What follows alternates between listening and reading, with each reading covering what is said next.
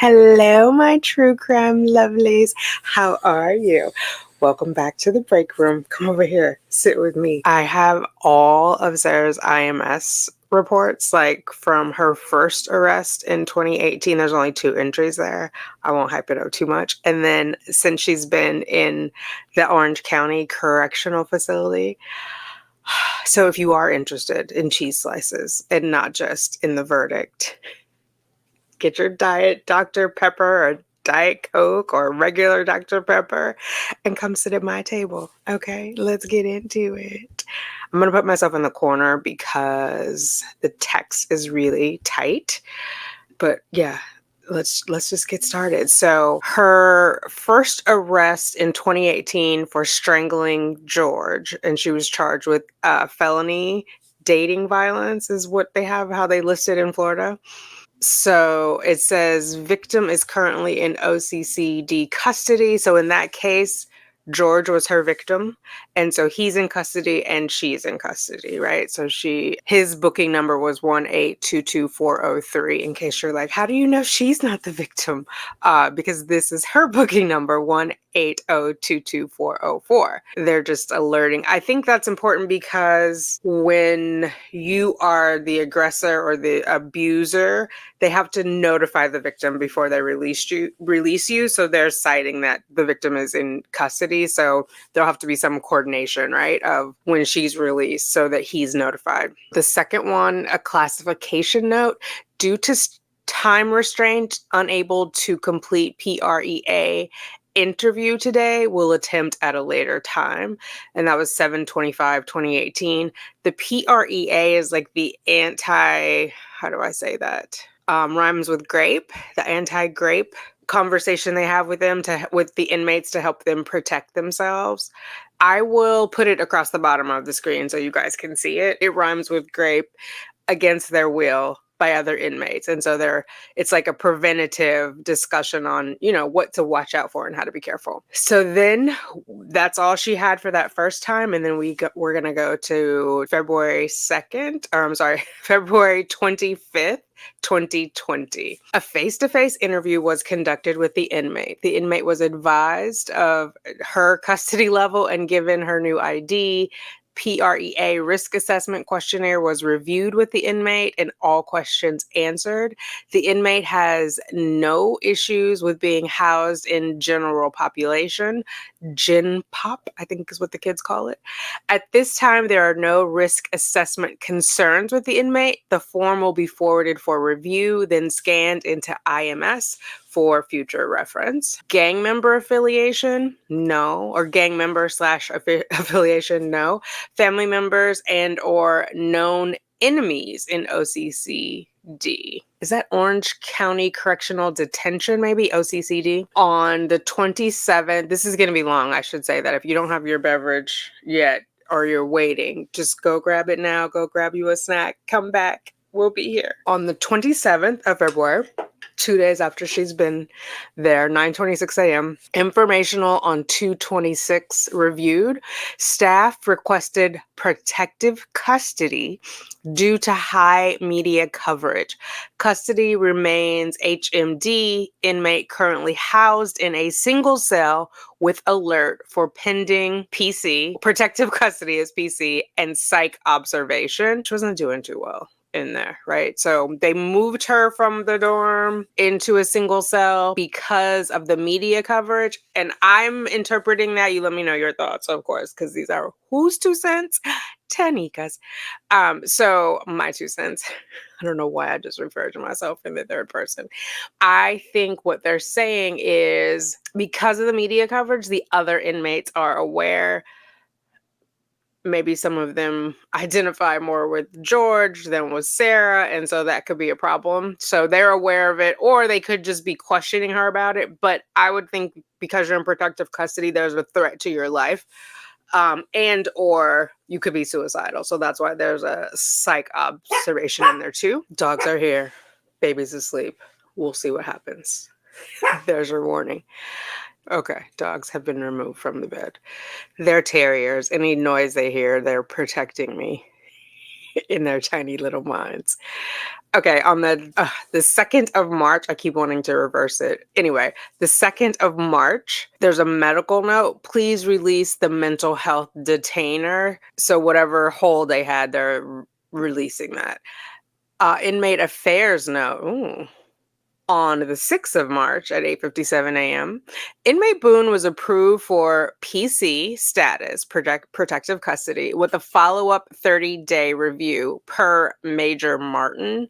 Memo has been signed and scanned into IMS. Alert has been updated. Confinement order will be submitted for update. So if you guys remember in the trial where the Captain D. Giovanni, and the attorney who gave Sarah the business were in that hearing, Sarah mentioned being in confinement and she did not like it and being in the single cell. And so I think she was like, no offense, Captain, I don't think it's going to be that straightforward. I just find it ironic that she's complaining about being in a tiny space, considering the charge that she's in there for. Try being in a suitcase, Sarah. Just try it. Okay. John Rytel entered a confinement status review note on the 20th of March. Approved protective custody, weekly review conducted. There is no change in status at this time. Inmate has access to programs and services as documented in OCCD Administrative Order IO.301, protective custody segregation confinement, which is interesting because I know like if you're a child, if you're a Pedialyte, they will put you in confinement segregation for your own protection. I am curious as maybe it's just the notoriety and the video is playing over and over again on the news at this time. And we had just entered lockdown in March of 2020, right? Because I think it was like the 13th, Friday the 13th is when everything started closing down. And so people are at home watching the news. I was in California with my mom at this time. And so I remember it just playing over and over. And it was, it was horrible. It was horrible. It was just like, oh my God, like the depravity of doing that to someone and saying the things that she said. It was really, I mean, I don't want to say we're desensitized to it because I kind of feel like it's when you have a loved one die, it doesn't get better in time. What happens is you're better able to manage your emotions over time, right? So I think to some degree we're able to manage our emotions more because the shock value is kind of subdued, right? We know what we're about to see, and so we can prepare ourselves for it. But initially, oh my goodness, it was brutal. Oh, I do want to say too, I want to make some videos about George because this is a whole quest of justice for George. So if you guys have any information, I found a lot of photos of him and I saw his obituary and it lists out his 9 siblings, but I am looking for more things. I just want to put out positive vibes out there for his children and his parents and his siblings. You know, there's a lot of people trying to trash him in order to big up Sarah. And I don't get that. So you know, what God has for you is for you. You don't have to, in any situation, you don't have to trash someone else to make yourself bigger / better. I know that's Sarah's kind of anthem, you know, but we don't have to be a part of that. Okay, back to this. Janine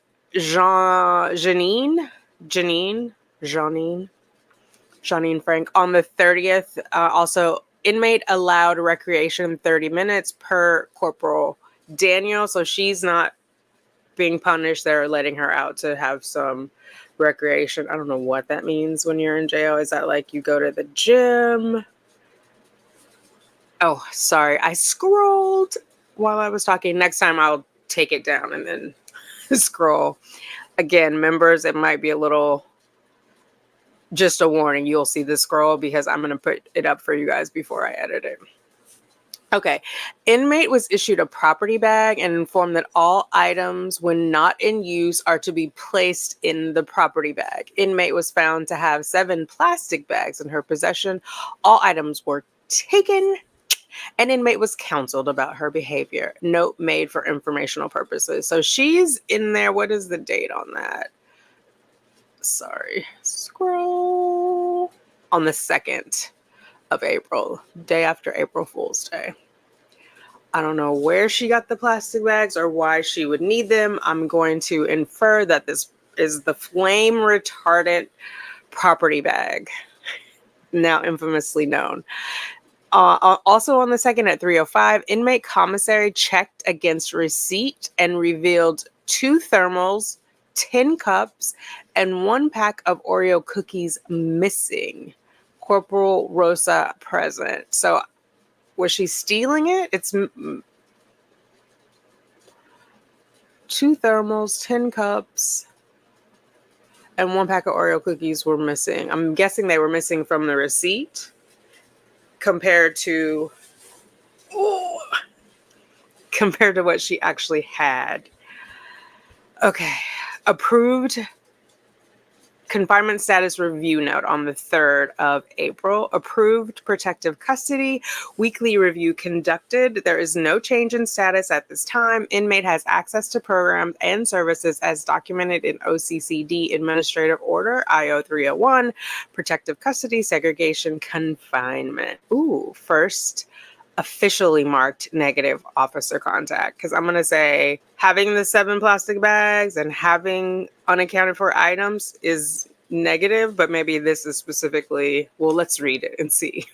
Wait, I've read some of these because I was looking for the cheese slices that you guys told me about, but I haven't read them all. I was in a chat last night, if you know, you know, where I was inspired to create this video so we all have the same information about the cheese slices, because I know I guess people are claiming it's rumored and not real. It's real, sis. It's real. So, okay. On the 8th of April, 11:53 a.m. on 4/02, April 2nd of 2020, inmate Boone was issued a property bag and was informed that all her property was to be stored in that bag when not in use. On the 8th of April, while conducting cell inspection at 0706 hours of L dorm, several of inmate Boone's items from her property were located on the desk in her cell. I reiterated my instructions from April 2nd with inmate Boone, who became argumentative. Wait, what? Sarah? Argumentative? I don't believe you. Pshaw. Lord, those guards, they didn't know to ask for hazard pay when she came into the jail. Okay, so inmate Boone was given the same instructions in reference to her property from Corporal Daniels, who was present at the time. Later, at approximately 11:04 hours, while conducting lunch in L dorm, inmate Boone's personal items were still located on her desk.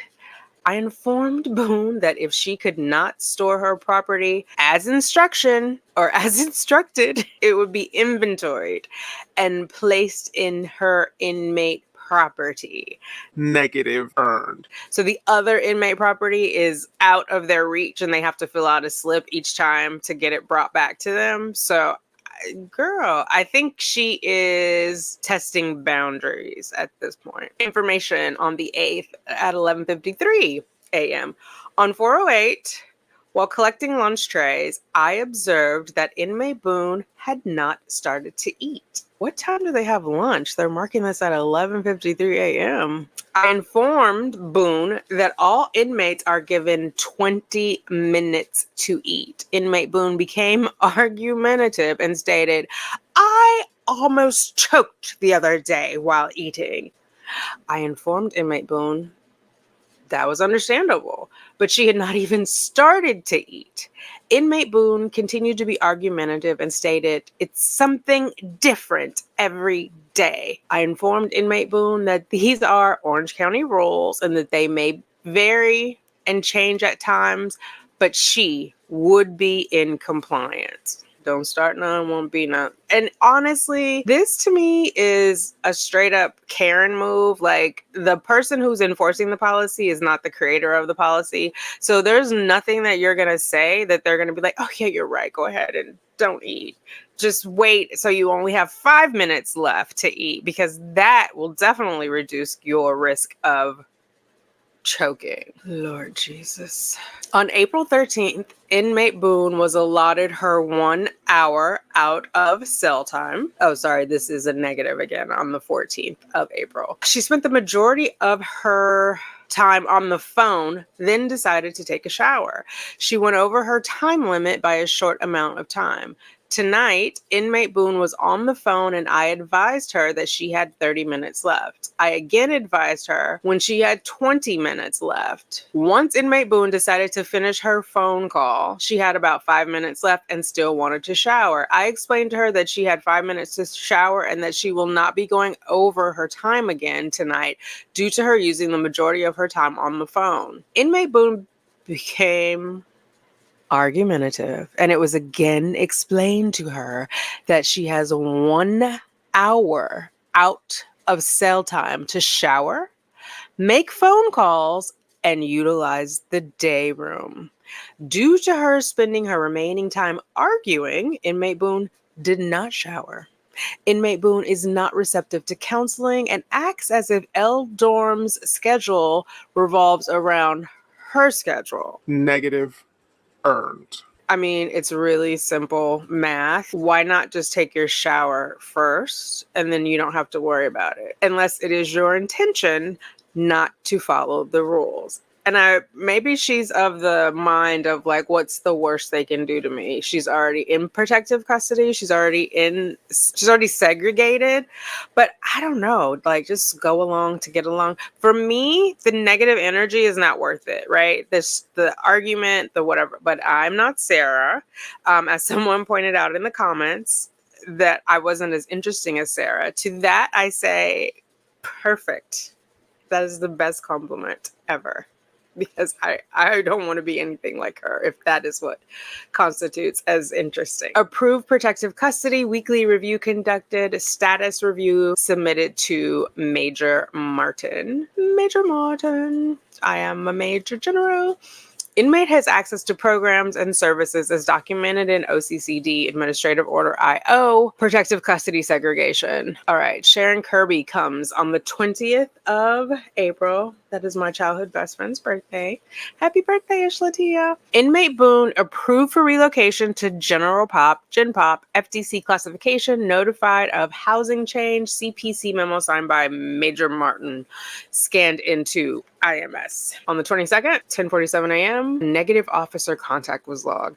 Talking in bunk area during lockdown. I'm surprised that's the first talking that she's gotten because she's a talker. That Boone gal. She's a talker. On the 28th, 2 a.m., who cares? On the 1st of May, negative officer contact. Inmate Boone has been told on several occasions that she is only to utilize one locker. On today, again, it was found that inmate Boone again had 2 lockers. Did we miss the first time?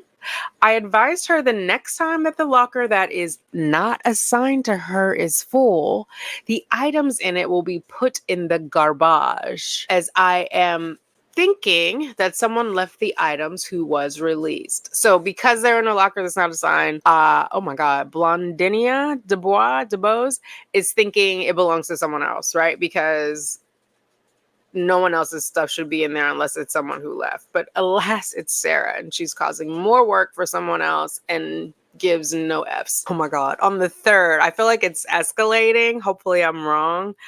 I mean, I know cheese slices are coming, but her sort of back and forth with the officers, I hope. Heck, I would be in there making friends with the officers. Like, I know it's like I wouldn't be in there, but you know what I'm saying? Like, it just as a general sort of way of life, I wouldn't. There's no reason to be nasty to these people. They're just doing their job. I will note, though, it seems like the majority of the correctional officers, whatever they're called, seem to be of a darker persuasion than Sarah.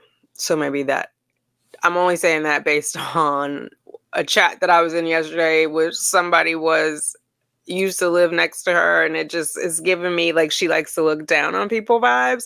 And just like I feel like she liked to look down on George, I'm just getting that kind of vibe. Take from it what you will. Okay. Ooh, on 5-1, a shakedown was conducted in dorm H. While conducting the shakedown, it was found that several inmates in the dorm were occupying 2 lockers to store their property. I explained to each inmate individually as to why it was important to not utilize 2 lockers, i.e., lockers with no inmates will be considered community property or left property from the prior inmate who was housed on the bunk and will be thrown in the garbage. Right. So, meaning just because somebody left and there's an extra one, you don't get to randomly assign it to yourself. You get 1 locker. That's the rule, period. Today, upon doing a visual of the dorm and observing inmate lockers, it was observed that bunk number nine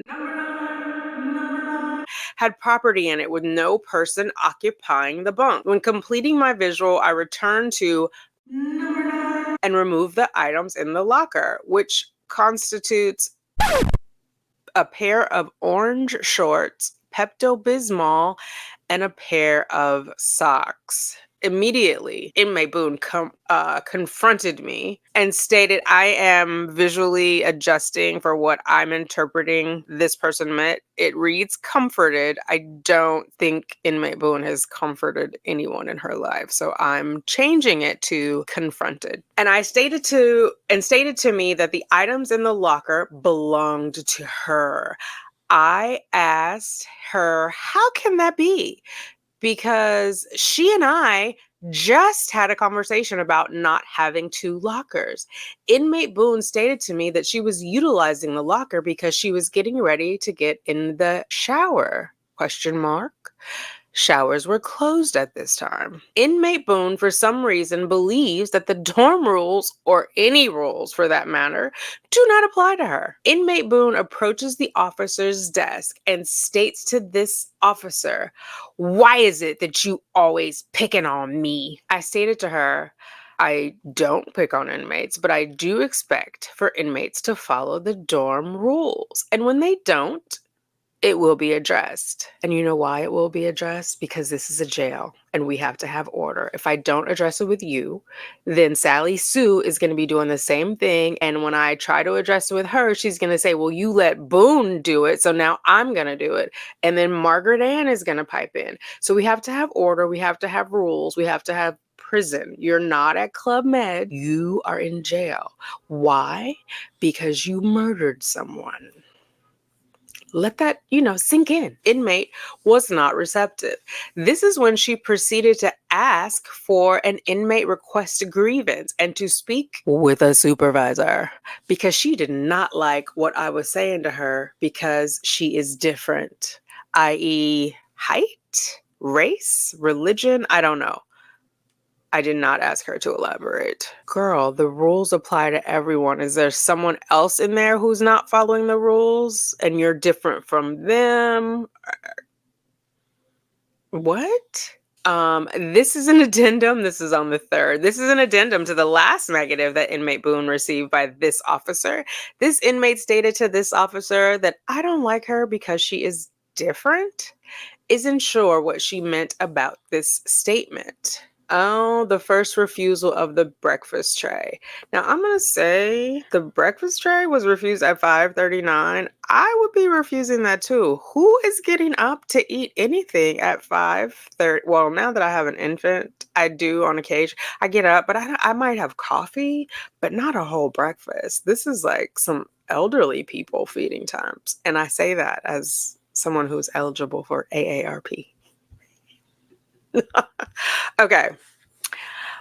Blondina again. So I wonder if that's like Blanquita. Anyway, side note. 5:12, 1:33 p.m.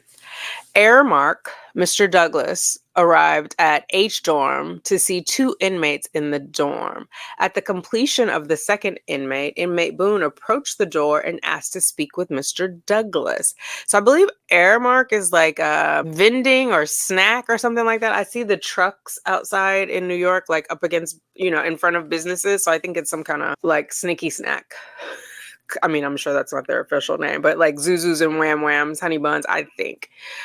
I asked her what was her question, and she stated that she was missing some items out of her commissary 2 weeks ago. I explained to her that Mr. Douglas was not here to see her. Inmate Boone became irate and stormed to her bunk. Toddler much? After Mr. Douglas left, I called inmate Boone to the officer's desk and asked her again what was her question. She explained to me that 2 weeks ago, Mr. Douglas bought commissary to her and she had several missing items, 2 Snickers and 1 bag of chips. Ooh, the healthy stuff. I called K dorm, ring ring, and summoned Mr. Douglas to return to H dorm, in which he replied, no. I in turn asked for a short break from Officer Fulton and met Mr. Douglas at the main hallway. I began to tell Mr. Douglas what was going on, and he explained to me that he was not aware of any missing items from inmate Boone commissary on 2 weeks ago. I said, okay, and returned to H dorm. I again spoke with inmate Boone and stated to her what Mr. Douglas had told me, and she said, had I let her speak with him in the first time, he would have remembered her face? Question mark. Inmate Boone had a signed Airmark order form in her possession stating that she had received all the items. All right, razor, breakfast. 13th, all inmates were given the dorm rules and expectations for the shower area. Inmate failed to follow the instructions given and is therefore receiving this Negative. breakfast. Inmate Boone is receiving a negative for constantly talking in the bunk area and passing food around to all the other inmates around her. Ooh, is she buying favors? Is that like, don't beat me up money? Okay, refuse breakfast. And we have another negative coming on 5/26 at 8:33 p.m. I'm going to show you my face so you don't have to see this girl. Okay, here we go. Inmate is receiving this Negative. for talking in the bunk area. All inmates were advised of the dorm rules and that non-compliance would result in a negative. Negative earned. Yeah, I think she's just like, who cares? What's a negative? When is it negative? refuse breakfast, razor. On the 6th of June, inmate continues to talk in the bunk area. Surprise, surprise, surprise. On the 8th of June, all the inmates were informed of the dorm expectations. Inmate Boone constantly challenges this officer's directives. Inmate has been advised on several occasions that she is to have her ID on her person at all times when not on her bunk. Upon doing my 845 or 0845 hours visual inspection while arriving at bunk 44, which houses inmate Boone, her identification card was visually posted on the bunk with no body. No body, no crime? Not in this case. Inmate Boone was downstairs in the day room with no ID. Inmate again was advised as to the importance of having her ID on her person. Inmate stated to me, where is it in the handbook that you have to have your ID on your person, and where does it state that you get a negative for not doing so? I pulled my printed handbook from the desk and highlighted the information regarding inmate identification and called inmate Boone to the desk to read the information in part that is stated on page 17. All inmates are required to wear their ID at all times and display their ID card upon the request of staff. Inmate again was not receptive. And then for 3 days, she refused her breakfast. You know, this extra time that she's taking away from the guards actually doing their job makes it a more dangerous environment, right? Because who knows? I mean, maybe I watched too many, crime dramas in this, but she could be distracting the staff so that one of her cohorts can get away with something, Like, how hard is it? Just put on your ID badge. You need an argument and you need somebody to pull out a book to tell you that what they're telling you is the truth. Why would she lie? Get to your handbook. Like, see, also catering to her, I think is not a good idea, no bueno, because I would just tell her, go look it up. You show me where it says you don't have to have on your ID. You know what I mean? But I don't have the temperament to deal with people in this way. So, okay, Shonda Lamar, negative contact on the 15th of June. On 6/15, while at the officer station, inmate Boone, Sarah, was observed arguing with the dorm trustee, McConnell. Oh, that's my fertility doctor's name, Dr. McConnell, except not Chastity McConnell. So this person is also an inmate who is this dorm trustee because we see her booking number right behind her. I gave inmate Boone a verbal order to approach the officer station. Yo, Sarah, get your ass over here, girl. No, I'm kidding. That's what I would say. That's why I wouldn't have the job. Inmate Boone was questioned as to the issue she was having with the dorm trustee. Girl, what's up with you and the dorm trustee? Inmate Boone stated she did not get to wash her whites. I informed Boone that I called several times at approximately 11:47 hours for laundry, and that I observed the trustee call all inmates on the recreation yard for laundry. Come and wash. Inmate Boone became very argumentative and stated she didn't hear the laundry call and that she doesn't know why I had McConnell washing whites. I informed inmate Boone that she didn't need to know and that she was afforded the opportunity to wash her whites. Sit down, Sarah. Negative earned. Okay, no breakfast, no breakfast, no breakfast, no breakfast. 6/22, 11:29. Inmate Boone is receiving a negative for constantly talking in the bunk after being told several times there should be no talking while in the bunk area. Negative earned. Okay, Captain D.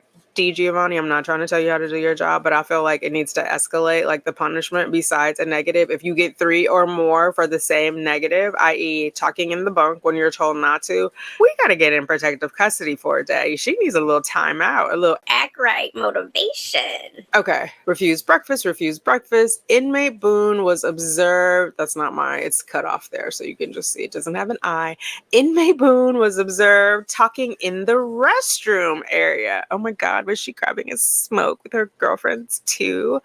Inmates were told during my dorm expectations and rules talk that there is to be no talking in the shower area, bunk area, or restroom area. Negative earned. Does anybody know, like, are the toilets where the showers are? Is it like a college dorm? If anybody knows, I know some of you guys said you have in the past been in this facility. If you were in the dorm, give us the tea. Inmate is, again, this is on the 27th, also at 4:43. Inmate is receiving this negative for talking in the bunk area. All inmates were advised of the dorm rules and that non-compliance would result in a negative. Inmate is aware that if her negative behavior continues, she will be given informal discipline. Oh, thank God there is something. I wonder what the informal. Oh, shoot, I wasn't showing you guys. Hold on. Good Lord. Just so you can see it there. This last one. Non-compliance. Negative. Inmate is aware. If her negative behavior continues, she will be given informal discipline. Okay. Let me scroll while it's off the screen. Oh, Sarah. Laughter through tears. It's my favorite emotion. I hope these ladies in the jail take it with a grain of salt because she's like this with everybody. It's not, don't take it personal. All right. She skipped a bunch of breakfasts. On the 8th of July, inmate is receiving this negative for being in an unauthorized bunk area. Oh, whose bunk was she unauthorized to be in? All inmates were advised of the dorm rules and that non-compliance would result in a negative. Inmate is aware that if her negative behavior continues, she will be given informal discipline. All right, and then she refused her 5:08, 5:21, 5:43 a.m. breakfast. On the 11th, she was issued a new face mask. Oh God, I feel bad for all of them that they were in this dorm during COVID. And if this is the first time she's getting a new mask, it's a little scary because, well, at least for us at work, because I said that before. I work in the media. We were in the office. Well, oh yeah, I was back by then. I was back from California. We issued new masks every day because our health and safety team or EHS team said wearing the same mask 2 days in a row was like wearing the same underwear 2 days in a row. So hopefully, I don't know. It's done. Whoever's alive is still alive, and It's done. We're not going to go back. Okay. Here we go. Shailene Patterson, 550, refused breakfast. For once, Sarah and I agree on something. 5 in the morning is too early for breakfast. Okay. The 20th, a negative is being issued to inmate Boone for talking in the bunk area with another inmate during face to ID head count, which is when they need to be focused. Again, this could be a ruse or a coup to get somebody out, right? Like some escape plot. Is that only on Scooby-Doo? Well, Razor, breakfast, razor, breakfast, razor, breakfast. Let me look at you while I scroll. We got a little rhythm going. Incorrigible. 8/3, August 3rd at 8:20 p.m. A negative is being issued to inmate Boone for talking in the bunk after dorm expectations were given. This is like the 5th time. I'm starting to doubt this informal, what was it, punishment? Informal discipline. Okay, refuse some trays of breakfast. I sent inmate Boone's items to property per her request with movement, Officer Young, 4 books. Yeah. She requested that they take 4 books. Seems straightforward enough. Inmate Boone Sarah is receiving this negative on the 10th of August for talking in the bunk area to another inmate. Now I kind of want to know what inmate. Is it the same inmate? What's going on at 10:20 at night with these inmates? All inmates were advised numerous of times that there is to be no talking while in their bunks. Second offense will result in informal discipline. Isn't this like the 3rd, 8th offense, or you have to wait till each specific thing is done again? Like she's talking in the bunk again, then she get Captain D, hit me up, girl. Then we have a bunch of razors and refused breakfasts. We're gonna scroll. You're gonna look at me so you don't get dizzy while I scroll. Okay, and then we have a refused breakfast. Let me get to something juicy here. At approximately 0000 hours, I guess midnight, right? After lockdown. Ooh, lockdown. Is lockdown just where you get in the bed, or is lockdown where you are not permitted, like you are locked down, not permitted to move? Okay, inmate Boone. Ooh, and now we have a name, inmate Mitchell. Write that down, you guys. Maybe we can go on the Orange County website and see who this is. 2,000 or 20,821. Inmate Mitchell. You know it wouldn't be me being nosy if I didn't write this down and look this up. Huh? What? Inmate Mitchell started a verbal argument from their individual bunks. So, hey, you, shut up. No, you, shut up. Both inmates cursed each other back and forth. Not that cursing. Uh-oh, hold on. Okay, Justice has been exiled from this room because I'm worried about her waking up the baby and over barking me. But she is in the other room, so you may hear yapping. So they were yelling at each other from their bunks, cursed each other back and forth. I advised them to be quiet, and neither inmate complied with my verbal commands. Both Boone and Mitchell were sent to holding, for informal discipline for 2 hours. Bravo. It's about time. So it's like a timeout. It's like a jail within a jail. Like you go to holding for 2 hours. Holding, I'm thinking, is holding like we see on TV when you come in, you're first go to holding while you're booked and processed. A 2-hour timeout. But is in jail like a whole timeout. So you're getting even less privileges.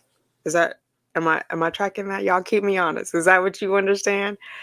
Okay. Let me put baby in the corner.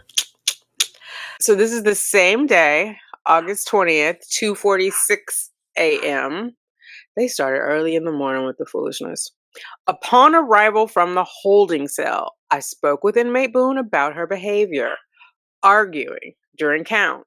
Inmate Boone seemed to be receptive while being spoken to, but then mentioned she felt uncomfortable with inmate Mitchell. I asked her if anything inappropriate was done to her, to which she stated, no, nothing ever happened. Inmate Boone mentioned that she just felt uncomfortable with the way that inmate Mitchell supposedly treated her.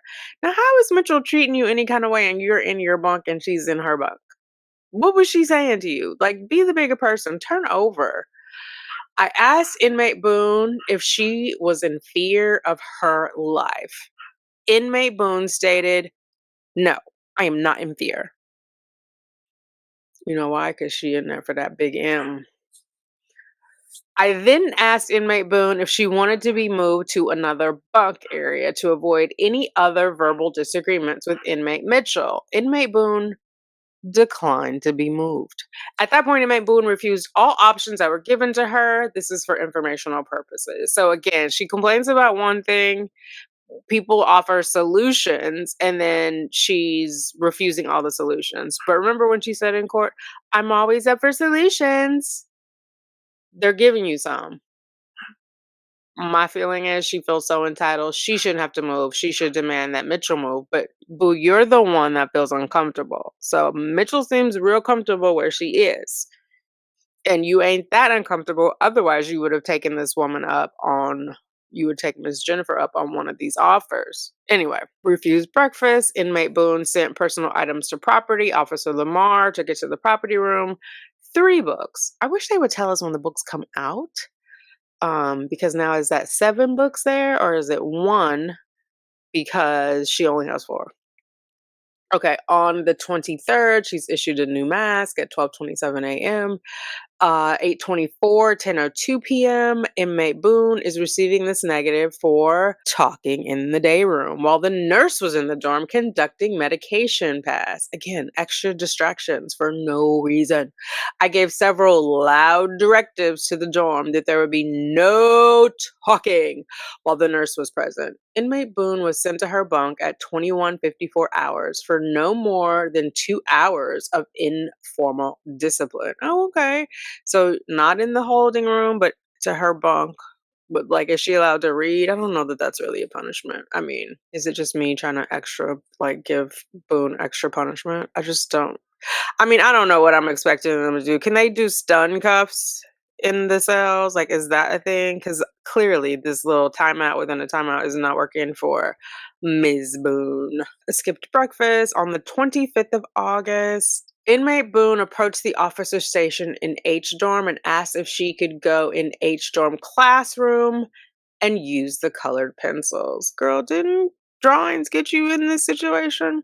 I tell inmate Boone her that the faith-based classroom and items relating to faith-based were for faith-based purposes only, not her personal use. So this is back in 2020 she was informed, and yet 4 years later she was trying to get the room for artwork.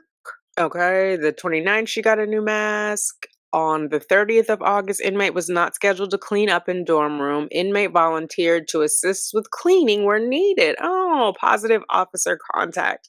Due to the inmate's hard work and help with maintaining cleanliness in the dorm, the inmate is receiving this positive. Well, praise Jesus. Maybe Sarah's learning things, or at least pretending to. 9/11, old mask discarded, new mask given.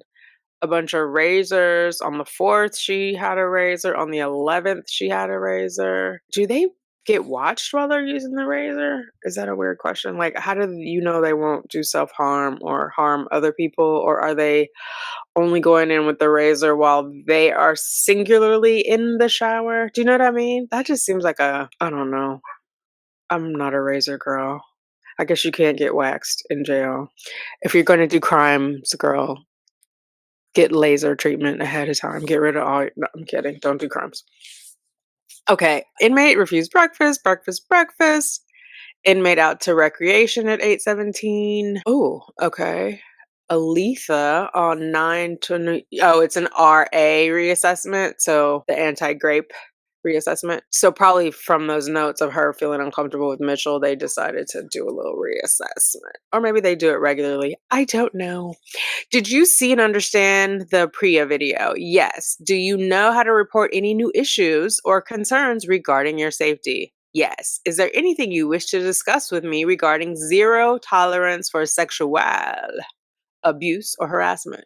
No. How are you adjusting while in custody? No issues. Except I can't follow directions. Do you feel safe? Yes. Additional comments? None. No breakfast, no breakfast. Inmate is receiving this negative for talking in the bunk on the 28th of September. Do you remember?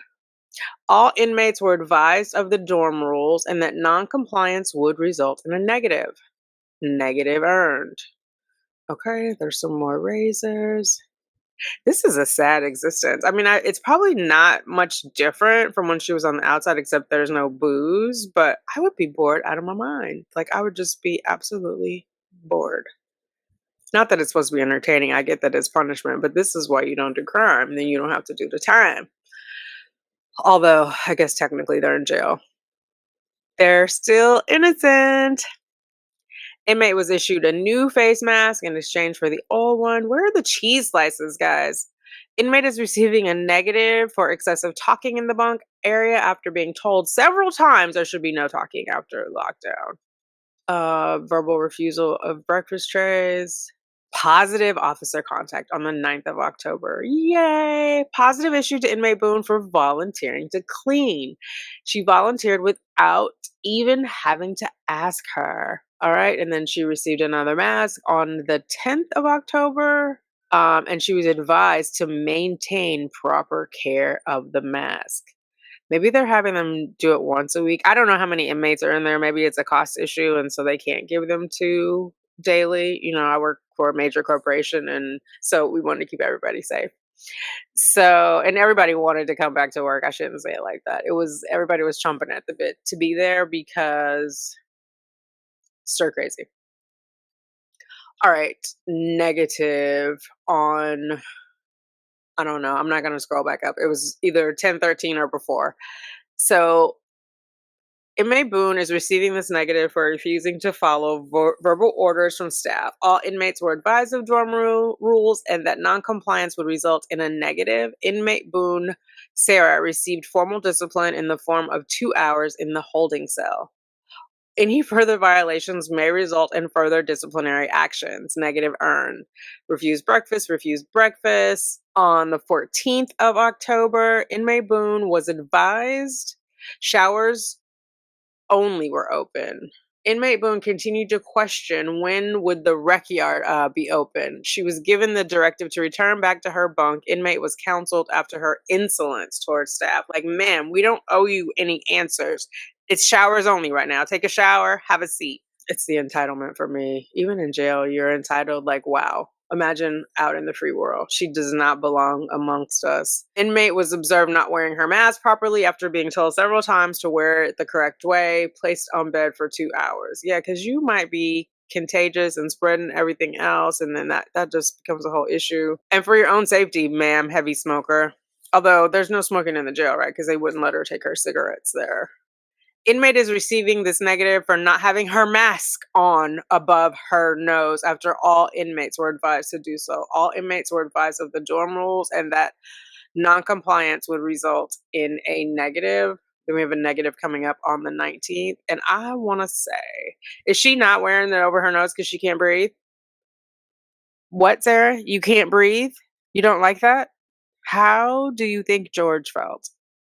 The microphone is over here if you guys are wondering why I'm leaning in like this. Inmate is receiving this negative for not having her face mask on above her nose. Again, after all inmates were advised. All inmates were advised of the dorm rules and that non-compliance would result in a negative. Good Lord. Oh, interesting. So on the evening of the 26th of October, she refused her regular tray and stated to me that she wanted a bag meal. No bag meal given. This inmate, please note, this inmate was on a special diet and stated to medical that she no longer wants to be on a special diet, question mark. I don't know, maybe she was on like a kosher. I heard from the Adelson trial that the kosher meals in jail are the best. Take that for what it's worth. I think I actually heard that on Pretty Lies and Alibis. Inmate Boone approached this officer's desk on the 27th of October and asked me about a visit that she is to have tonight at 1900 hours, 7 p.m. I explained to her that I did not know and that night shift checks and prints visitation assignments for the day. Inmate continued to question me about her visit and asked me in a demanding tone to call visitation. I stated to her, I will not. Just, oh my goodness. Can we say it? Can we say it one time together, y'all? Balls of a burglar. Imagine being in jail and giving orders to the correctional officers. Inmate received a negative after being told, this is on November 2nd. Consistently, there is no talking in the bunk. On the 9th of November, sorry, I said 2nd of October. It was the 2nd of November. Now we're on the 9th of November. Inmate stated to me that she did not want the food tray that has her name on it, special diet, but she desires to have a bag meal. I explained to her that she has a special tray for whatever reason between her and whoever put the note in. I also explained to her that if she was having problems with her diet tray, that she needed to get with medical and get it changed. Please note that this inmate was also on another special diet and she put in a request to medical to have it canceled. All right, then she refuses a tray. I don't know. Girl. And she has fans. People are okay with this abhorrent behavior? Like, really? Karens of a feather. Okay, inmate is receiving this positive, yay, for volunteering for food service laundry exchange. Is that so she could steal food? Huh? What do y'all think? Doing extra cleanup around the dorm, taking the initiative by folding towels, reds, volunteering for special detail, inmate continuously has a positive attitude and takes pride in the cleanliness of her surroundings.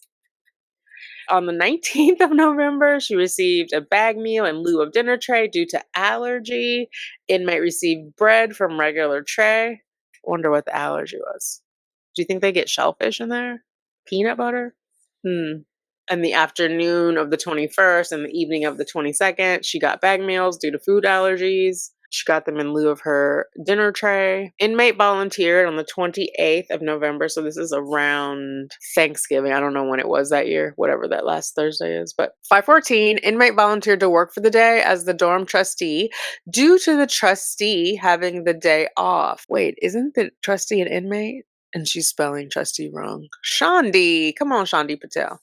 Throughout the shift, she displayed a positive attitude while demonstrating a strong work ethic. She maintained a clean day room, cleaned and stocked the bathroom, conducted laundry, and helped set up and break down chow. Positive earned.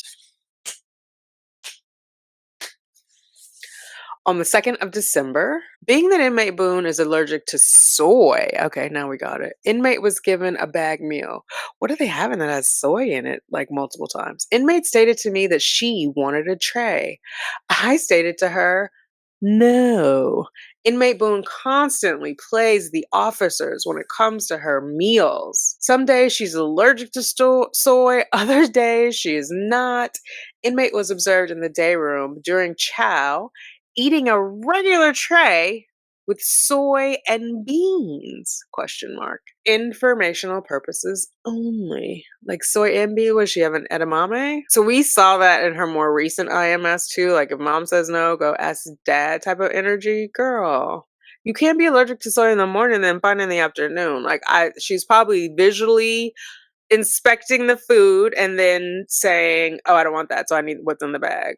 I don't know if they list it out somewhere what's in there, at Sugar Bear's daycare, we get a list of what they're having for lunch. Guessing they don't do that. At work, we can see it on the intranet what's for lunch. I have not been in Orange County jail or any other jail ever. Fun fact, I've only been, I shouldn't say only been because some people have never been. I was in the back of a police car when I was like maybe 9 or so. My younger all my cousins are younger. I'm the youngest. I'm the oldest cousin on my mom's side. Was hit by a car, and so they put us in the back of a police car, 3 of us, and drove us to my mom's friend's house where we were staying. Like, she was like an auntie, like, one of those aunties that's not really an auntie. She was, like, yelling at us because we were in the back of a police car. Why she assumed that we had done something wrong in the back of the police car. But yeah, it was not a fun experience. I don't imagine anybody's trip in the back of a police car is, but that was my one and only, and that was enough to keep me straight and narrow. Sort of, mostly. Okay, inmate was accommodated by medical. Let me make sure I'm sharing with you guys because I just scrolled up. Good, I checked. Okay. Inmate was accommodated by medical with a special diet tray due to her allergies. But inmate Boone refused the tray. Inmate Boone picks and chooses which meals she wants to be allergic to and demands extras or other foods when convenient for her. I explained to her if the allergy is not the main course per Sergeant Dunn, she will not be receiving a bag meal. In other words, if your side dish has an allergy, girl, scoot it over to that side of the plate. You know how when you were little, you don't want your peas to touch your mashed potatoes, and you just scoot, scoot, scoot. That's what you need to do, ma'am. Okay, on the 13th of December at 2:49, inmate Boone approached this officer's desk and began to scold me about a bag that she says that I had a duty to give her for lunch. Balls of a burglar. I explained to inmate Boone again that she was afforded a special diet by medical to accommodate her allergies, and she refused. Inmate Boone stated to me that just because she is not like the hair braiders in the storm, she was not going to stoop to my level. WTF. What does that mean? The hair braiders. I'm assuming that the white people are not getting their hair braided. Or if they are, they're not doing the braiding. Am I inferring too much, y'all? Let me know. Inmate Cybel 2008-001 was also present at the desk and stated to inmate Boone, "Isn't that a racist statement?" Inmate Boone is constantly and routinely challenging this officer's decisions. I explained to inmate Boone again to contact medical and see if she can again be put on a restricted diet? Question mark. Wow. Inmate spoke to Corporal McKinley regarding a bag meal. This is on the 16th of December. Inmate stated to Corporal McKinley that she is aware that she had a special diet tray that she refused, but she wants to be given a bag meal at any time that there is soy on the tray. Corporal McKinney again explained to this inmate that if soy is the main entree, that we may accommodate. It is again always something with her regarding her meals. LPN, which I'm guessing is licensed practical nurse Mullins, states that she will look into putting inmate Boone on all bag meal for chow, since this is what she is requiring. 8:23:24 at 3:56 p.m. It's like she doesn't understand, like, all these special requests for her are annoying. Imagine if each single inmate had a special request. And why are you making people feel uncomfortable about being hair braiders? Like, girl, I'm surprised I haven't seen any attack on her. Not that I'm condoning any violence in any way, but given, these are people alleged of crimes, I'm guessing they're violent. Maybe I'm wrong for that. But when you're saying you're not going to stoop to somebody's level because you're not a hair braider, isn't that attack on the people who braid hairs? Or not braid hairs, who braid hair? You know what I mean? Oh my God, let me stay in my lane. Okay, this is the 25th, so Christmas Day. It's Christmas Day. It's Christmas Day. Inmate, I don't know if she celebrates Christmas. I do, though. Inmate Boone approached the officer's desk and asked this officer why wasn't she on the cleaning list?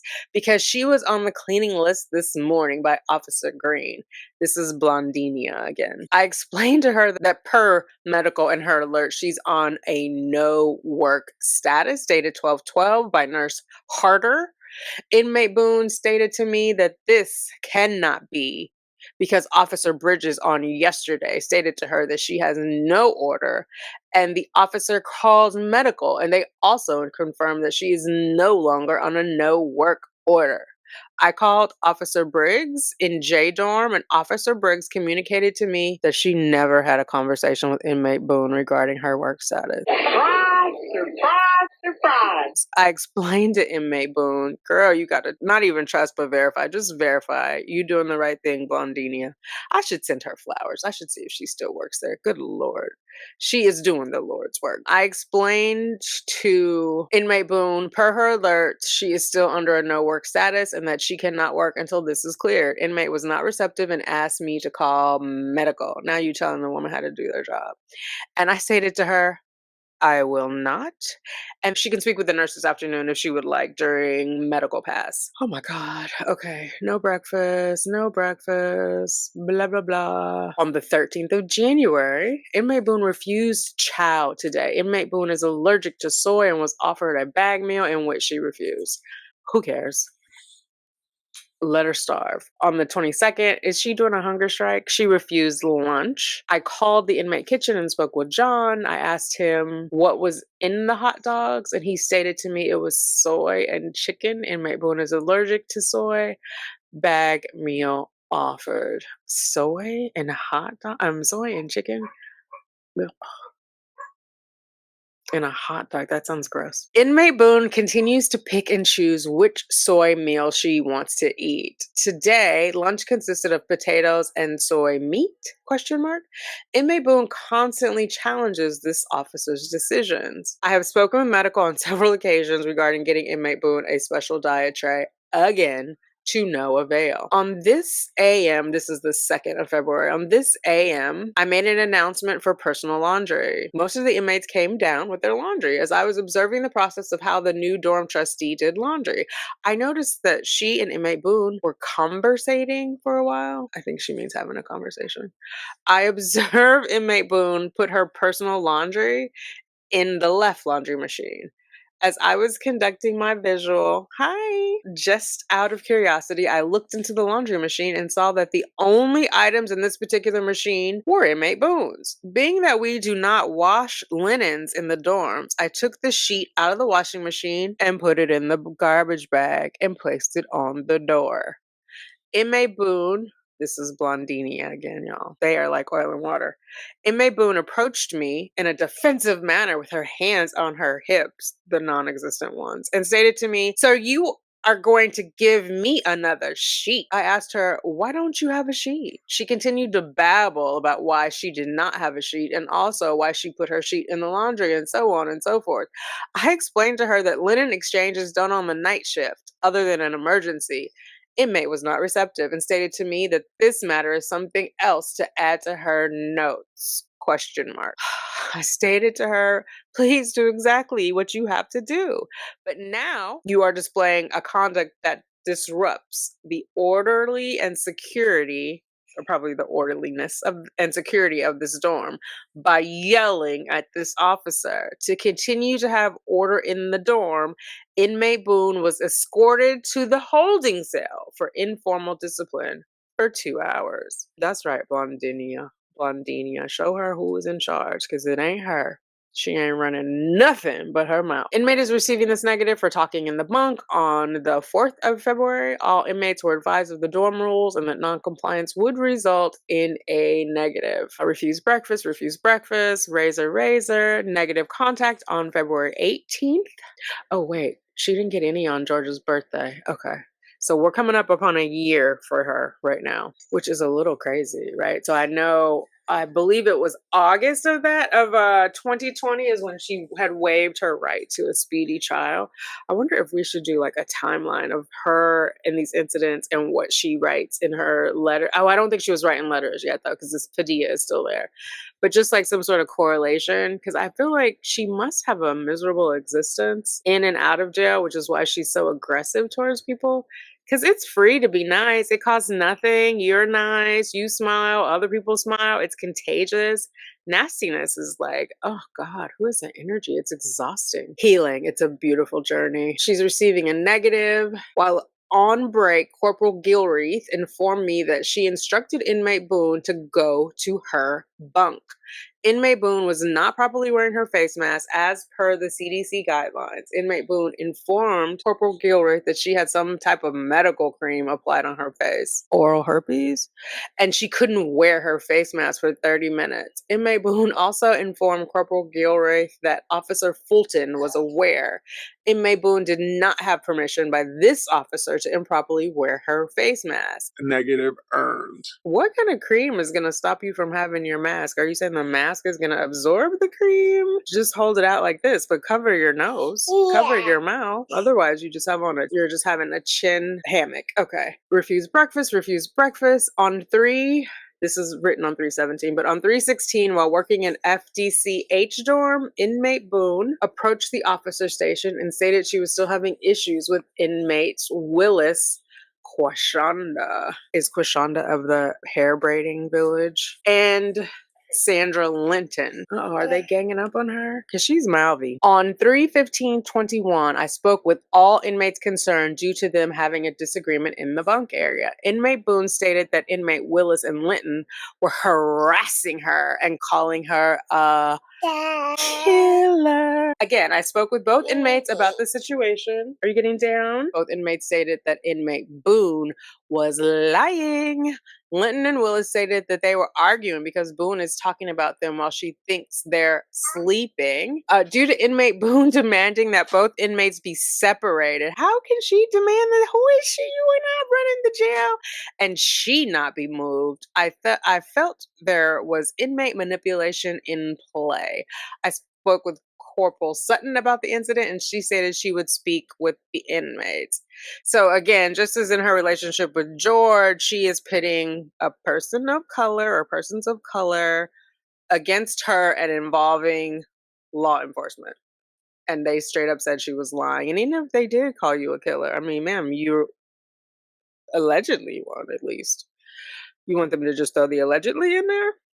Okay, 3/28/2021, during a random locker search and shakedown of inmate Boone bunk area, inmate Boone, oh, are we getting to some cheese? Let me not get excited. And she's been in there over a year now because her first day was the 25th. Wait a minute, okay. During a random search and shakedown of inmate Boone bunk area, inmate Boone had the following items in her locker. 1 bottle of lotion that contained an unknown white powdery substance, white roll of medical tape, Sani hand wipes, and several Kleenex tissue paper. Really? They got brand name tissue paper at the jail? And several sheets of notebook paper and paper clips. She also had a Head and Shoulders shampoo bottle with hand sanitizer inside. Inmate Boone was asked what was inside the bottle labeled lotion but had a white powdery substance inside. She replied that she didn't know and that she got it from an inmate that was no longer in jail by the name of Ashley. Inmate Boone has violated 3.10, possession of any contraband, anything not authorized for retention or receipt by the inmate and not issued through the regular facility channels. Inmate was also counseled, appeared receptive, and understands that future incidents will result in a formal disciplinary act. What do you guys think it was? Like baby powder? Like, did they test it? I don't know enough about drugs. Lord. She clipped her nails. Is this the first time in a year or they just didn't mark it before? Do you think she hasn't clipped her nails in like over a year? All right, the 12th of April, inmate is receiving this negative for being in an unauthorized area. Let me check. Oh, I'm not sharing. Oh my God, I'm getting distracted. We might have to call it. Inmate is receiving this negative for being in an unauthorized area. Inmate was observed passing something to inmate Bowers. Bobby 21004621, who is housed on bunk number 40. Inmate should be noted that inmate Boone is housed on bunk 34. Okay, so we're gonna write Bobby Bowers. Refused breakfast tray. Receiving this snake. Oh, I just did that one. Bobby Bowers. Wonder what they were passing. During a random locker search on the 19th of April, it's my mom's birthday. Happy birthday, Mom. And shakedown of inmate Boone, she had ketchup, mayonnaise, mustard, and sugar packets all stored in legal envelopes that had been cut in half. I'm assuming the envelopes and not the condiments package. Inmate Boone did not have any paperwork in these envelopes. Inmate Boone also had a handful of PREA flyers that were previously posted around the facility in regards to an upcoming audit, along with a bunch of cut up pieces of papers and brochures, as well as several Kleenex tissue papers. Why would she be taking down the anti-grape audit warnings? And what? As well as several Kleenex tissue papers. That's y'all's Floridians' tax dollars hard at work. Inmate Boone has violated possession of any contraband, anything not authorized for retention or receipt by the inmate and not issued to her through regular facility channels. I informed inmate Boone that anything altered from its original state was contraband and would be disposed of per Orange County policy. Inmate Boone was also counseled and appeared receptive. Positive officer contact on the 23rd. Inmate consistently volunteers to help out around the dorm with completing various chores and tasks. Oh God. Officer contact note. On this AM, inmate Boone came to the med line with the manila envelope. I asked inmate Boone to let me see what she had in the envelope. Inmate Boone had 6 medicine containers. This is what the nurses put medicine in for the med pass. I always imagine it being like those little white paper cups that, is that in One Flew Over the Cuckoo's Nest? Anyway, with some sort of medicine in it. I asked inmate Boone what was in the containers, and she stated to me that it was face wash. And I stated to her that she should not have that much face wash. Oh my God. I stated to her she should not have that much face wash. And she stated to me that she pays for it and she should. I asked Nurse Scott, when is she to use this? And Nurse Scott stated to me AM and PM. This is Blondinia again. Them two got something going on. It's too Blondinia, don't be a glutton for punishment, girl. She's like, Sarah, I got my eye on you. I stated to inmate Boone that she should be using the face wash as prescribed and not be having leftovers. Inmate was not receptive. So she's one of those, well, I paid for it. I want every last drop of it. But how many? She had 6 containers of face wash. So if she's using it in the AM and the PM, she should really only have 2, presumably, because wouldn't it dry out before the next day? Oh God, I don't know. Inmate consistently, she got a positive contact on May 3rd. She consistently volunteers to help out around the dorm with completing various chores and tasks. Positive urge. Hello again, my true crime lovelies. It's minutes, seconds later for you. It's like 12 hours later for me. We went to the American Museum of Natural History, met relatives there, the ones that are out here from California and Las Vegas. And then we went for a walk through Central Park, ended up at the boathouse in Central Park, at the cafe outside, drinks and food and company. It was very nice. Sugar Bear can walk and he can feed himself. He's a very precocious little 15-month-old. And everybody wanted to hold him. And I was like, please let him walk so he can be tired. But he had fun in the museum. He wanted to push his stroller throughout the museum. I'm like, let him do it. Let him do it. But he's next to me, knocked out. And here's Liberty as soon as I start talking to you guys. But anyway, so I'm back. If my hair looks different and the lighting looks different, that is why, because it's dark outside now. It is 12:09 a.m. And I have blackout curtains and it's dark anyway. So I don't have the sunlight coming in off of my terrace. And I don't have the lights fully up in the room because Sugar Bear is asleep. And so wait, let me see. Does this help? I should have tested that before. Kind of. Although, yeah, let's leave that on. And my hair shrinkage is real when you have curly hair. So it's up a little bit higher now. All right. we're going to get into the rest of Sarah's IMS notes. I'm still waiting for the cheese slices. I did not go ahead without you guys. So, well, I counted the pages. We have like 75 total pages, and we're about to start page 23. But I didn't read anything without you guys because let's find these cheese slices together for those of us who have not read about them. May 4th, 2021, refused breakfast tray. On the 8th, she refused it, so I'm guessing she ate it for a couple of days. 5-9, inmate consistently volunteers to help out around the dorm with completing various chores and tasks. Positive earned. Inmate assisted with maintaining the cleanliness of the dorm on 5-10. Inmate worked diligently and with a positive attitude. Due to the inmate's hard work, the inmate is receiving this positive. 5-10, breakfast tray was available and offered. Inmate refused. So I'm actually, oh, here comes a negative. But I'm glad that she's doing some positive things because that just makes life easier for everyone, you know? Easier for her because she's like a functioning, contributing member of the community, like the jail community.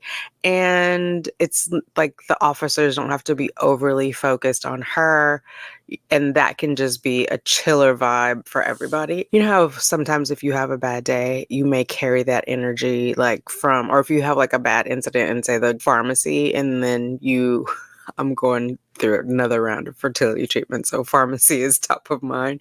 But if you go to the pharmacy and you have like a negative interaction, and if you can't like bounce back right away, you might walk outside and feel some type of way and be negative there, even though you don't mean to, or you may just not interact in the same way. So I just feel like the more positivity you can have, the better, you know, your day, your life, your impact on others will be. So I'm glad that we know she has it in her to do positive things, or at least not be negative. Listen, it is Sarah. Inmate Boone, along with the other inmates, and this is on the 12th of May, along with the other inmates that attend the faith-based program in H dorm, was advised to get ready for the program that starts at 0900 hours. Inmate Boone was observed entering the classroom and then exited out and entered the shower. Inmate Boone was told to complete her shower before 0900 hours. Oh, she was told to complete it before 0900 hours to attend the program, to which is the reason why she is housed in this dorm. Inmate Boone began to yell from the shower, stating that the lady from yesterday told her that the program doesn't start until 9:30. Inmate Boone was counseled about her behavior and was receptive. Negative earned. So she was advised that the program starts at 0900. She was told to complete her shower before 0900 to attend the program. That is why she's housed in that unit. I don't get it. So she entered the classroom and then exited out and entered the shower. Why didn't she just stay in there? Okay. Anyway, apparently H-Dorm is where the faith-based program is, because we know that's the classroom she was trying to get into later. Years later. Okay, information. Unable to meet with inmate on 5/13 due to shakedown occurring in H dorm. Informational purposes. I'm not sure who Rosanna Pike is or why she needed to meet with inmate Boone. On the 14th of May, shout out to my cousin Keisha, that's her birthday, I met with inmate Boone to extend case management services. At this time, she has declined assistance, but was informed that should this change, she can fill out an inmate request form and I will meet with her at that time. Informational purposes. That's also Rosanna Pike. So I wonder if she has something to do with the faith-based. She has something to do with something. Met with inmate Boone to extend case management services. So is that like her trial case, or is it her case in the jail? I guess those aren't separate. I don't know. Let me know what you guys think. So refused breakfast on the 21st. That's my daughter's birthday. Shout out to her. The 20th, Razor, my friend Marie's birthday. I'm old school. I'm before the Apple and all the technology where you had to actually know people's birthdays. Phone numbers I don't know so much, but birthdays I remember. Inmate consistently volunteers to help out around the dorm with completing various chores and tasks. positive earned. Inmate is receiving this negative for talking in the bunk. This is 523. All inmates were advised of the dorm rules and that non-compliance would result in a negative. Negative earned. I wonder, we need to get a book of like, what are the actual rules? You can't talk in the bunk area, but isn't it all a bunk area in the dorm? Like, where are you allowed to talk? That's what I need to know. I mean, obviously, whatever the rule is, she's not following it, but I'm just curious, like, what happens in jail? If anybody has been in this facility, because I know at least 2 of you commented and you're willing to come on and talk, we can do like a pre-recorded. I'll ask everybody for questions ahead of time. We can pre-record. You don't have to show your face. You don't have to tell your real name. We just want to know like the mechanisms of how things work in there, just for understanding. Inmate Boone is receiving this negative for her attitude. This is on May 27th. Inmate Boone was assigned to clean the inmate restroom. While speaking with another inmate, Inmate Boone rudely interrupted, stating that she needed a garbage bag. She was informed that if she couldn't clearly see I was speaking with someone and that her interrupting was rude and she needed to wait. She immediately got an attitude, stating, All I asked for was a garbage bag. I'm the one cleaning and I'm just trying to get done. She again was addressed on her attitude, to which she apologized. Okay, I didn't think she had an apology in her. Good for you, Sarah. Inmate used and returned nail clippers. Oh my God. It's been a year. It's been like, right? Since she used them last. Oh my God. All inmates were given the dorm rules and expectations. That's what I want. I want a copy of the dorm rules. Inmate was observed in an unauthorized bunk area. Due to the inmate's failure to follow instructions, the inmate is receiving this negative. Breakfast tray was available, so she refused breakfast the 7th, the 10th, the 11th. At approximately 13:58 or 1:58, DSO Beckford, what is that, like detective sergeant, deputy sergeant, officer? DSO Beckford observed inmate Boone being hugged by her attorney at the end of her interview. Sergeant Dunn was immediately notified and addressed the attorney in the lobby before he departed. Lieutenant Wright was notified by Sergeant Dunn. So 2021, she's still represented by Padilla. Interesting. She probably hugged him, knowing everything we have read about little Miss Sarah. She probably ran up to him and hugged him. But I'm pretty sure you can't touch people while you're like visitors, right? Because you could be transmitting drugs. Not transmitting. That sounds like a radio frequency. But you know what I mean? Like you could be transferring, I don't know what it is, smuggling, whatever you want to call it. So, yeah. Interesting. Put baby in the corner. 6:14, we have more razors and breakfast trays through 6:21. Then Nicole Lee Bittner writes on 6:21, officer contact note, inmate Boone attended the faith-based program. Due to the clock not keeping accurate time in the program room, she asked me to inform her when it was 20:30 hours, so it's 8:30 p.m.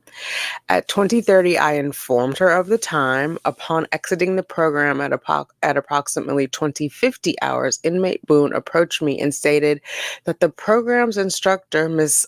LeMay, and her had words over me informing her of the time. When Miss LeMay exited, I asked her if there was an issue during the program. She informed me that inmate Boone was rude and told her that she goes over the allotted time and she needs to be in her car at 9. What? Informing that inmate Boone was rude and told her that she goes over the allotted time and she needs to be in her. Inmate Boone is telling the program instructor that she needs to be in her car at 9. The class ended at 8:50.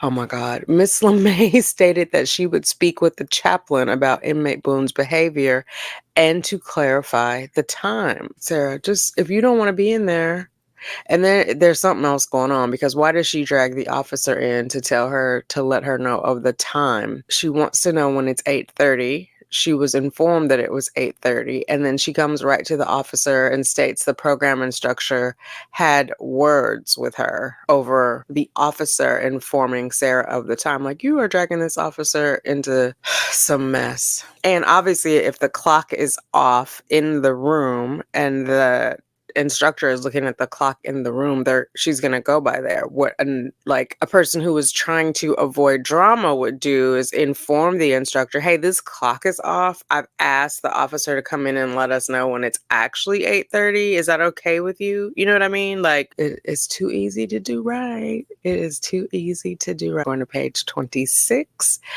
And we are starting off with a razor, put me in the corner. A bunch of refusal, not all on consecutive days. Verbally refused breakfast tray at 6:59. Oh, well.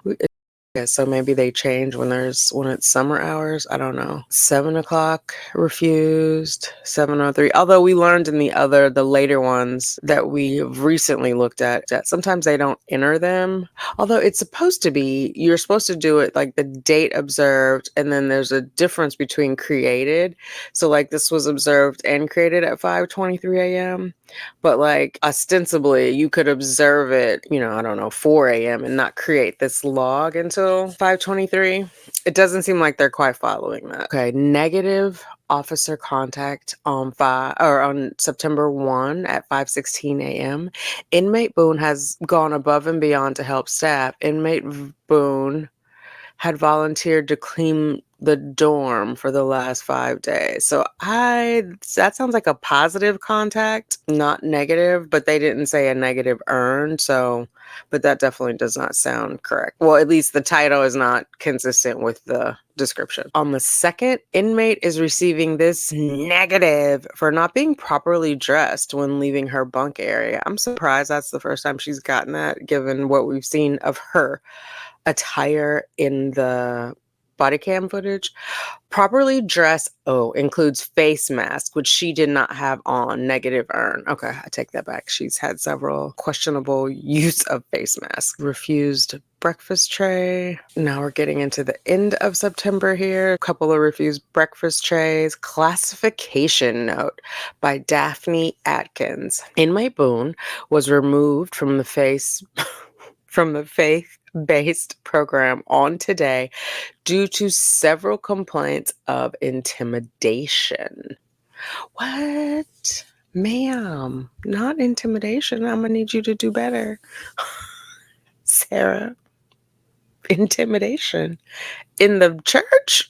She was removed due to several complaints of intimidation, bullying, and antagonizing inmate workers in the dorm, specifically dorm workers.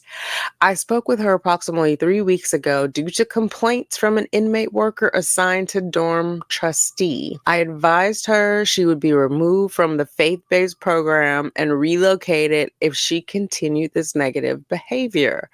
Her negative behavior has continued, and therefore, she was relocated to a new housing dorm to resolve this issue. Program staff and chaplain notified via email. So she's being taken out of the faith-based dorm and moved to somewhere else because she ain't got no act right. Wow. Okay. Intimidation, bullying, and antagonizing inmate workers. Also, do you guys think the workers get paid in there? Or is it just like a rotational thing? I wouldn't sign up for that. I wouldn't want to be cleaning up toilets. Oh my God. I mean, I'm just telling the truth. I don't want to clean my own toilet. Okay. Yvette Gonzalez wrote this for informational purposes on 9/29. Inmate Boone, Sarah, has been removed from the faith-based program, the life learning program. Now that is the program Sarah needed to be in. If she don't need to be learning about life, I don't know who does. Without previous notification to the program director. So they didn't tell the director ahead of time. Chaplain was notified by email after the fact. It should be noted that Inmate Boone is one of the most improved program participants with no discipline issues, respectful and always willing to help. Chaplain Gonzalez. Oh, Miss Yvette is the chaplain. Oh, interesting. So most improved, but she's bullying, antagonizing, and whatever else she was doing. It's the two faces of Sarah. So with the chaplain, everything looks good. She's improved. But has she? She's bully. Isn't she in there for a degree of bullying? 1014 through 1024, 1027, 10 Halloween. No breakfast. No petit déjeuner. For Miss Boone. On November 2nd, inmate is receiving this negative for failure to follow CDC guideline of social distance and wearing of the face mask. Inmate was observed with her face mask hanging from her chin, that old chin hammock, and not properly on her face. It should be noted that she was not eating, drinking, or in the shower at this time. Negative earned. Also, you guys, if you're watching this, I'm probably going to do this on a premiere. But if you're not watching it on the premiere with us, we missed you. Thank you, replay crew.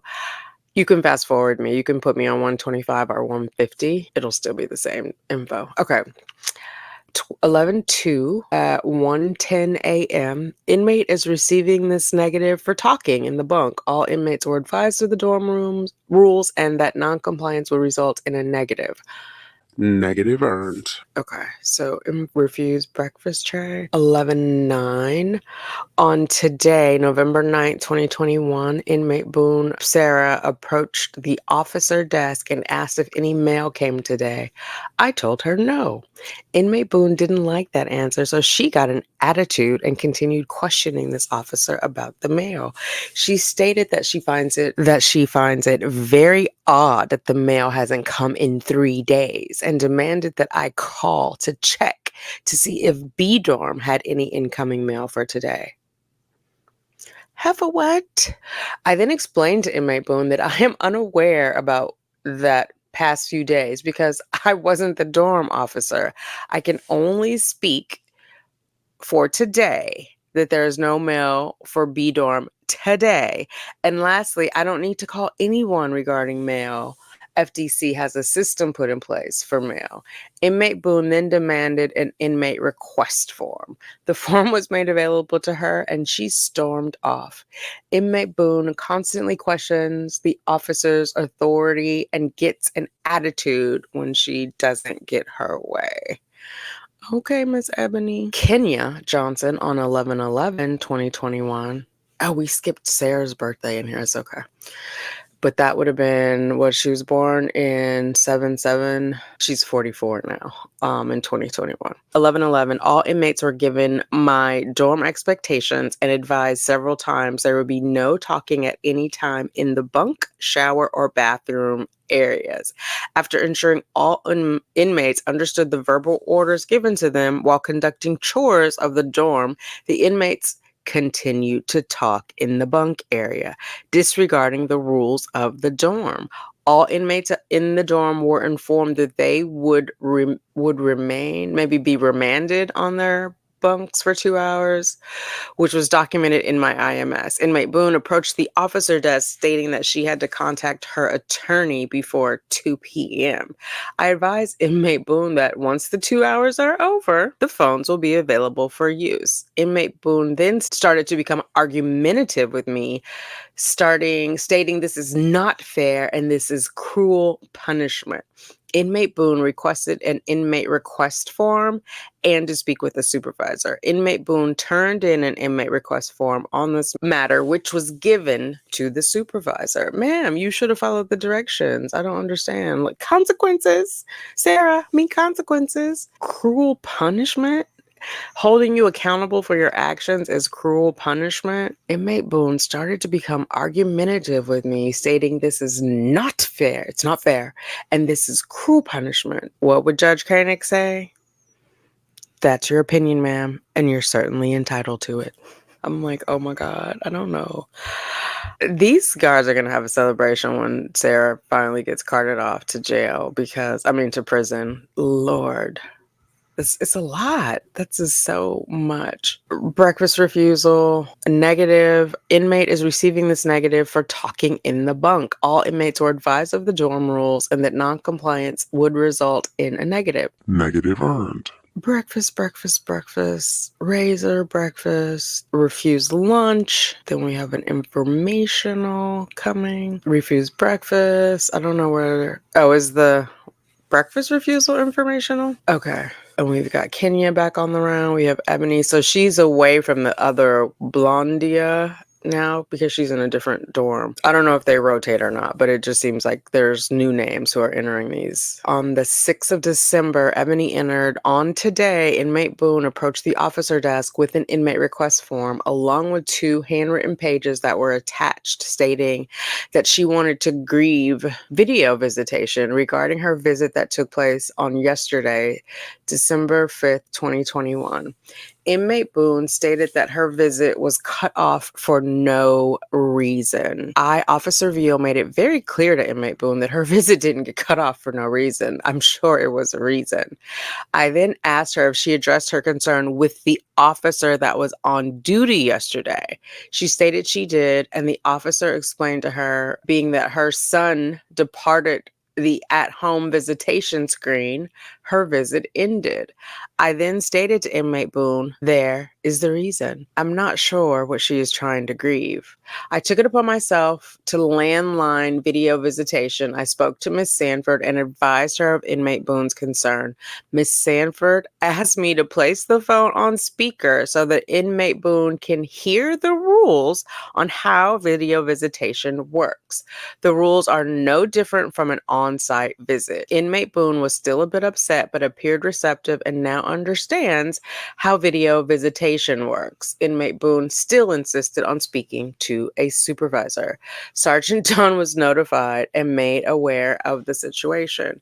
Why? Why do you need to speak to a supervisor? You understand the rules. They were explained to you. You stated you understood them, and you still wanted to speak to the do you think the supervisor can help you in like rewriting the rules? Like, what is your end goal? Like, she's in jail and being a Karen. I think we should change it now. The Karens, like the people who were born Karens, have had enough. It needs to change to Sarah's.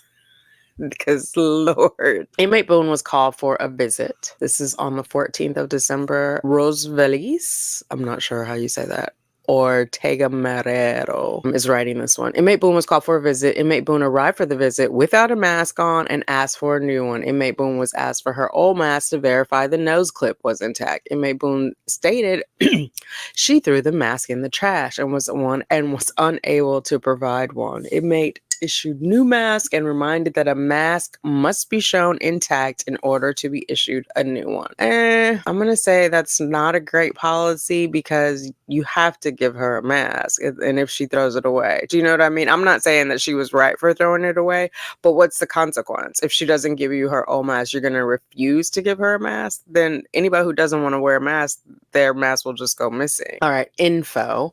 This was written by Satara Hicks on the 15th of December.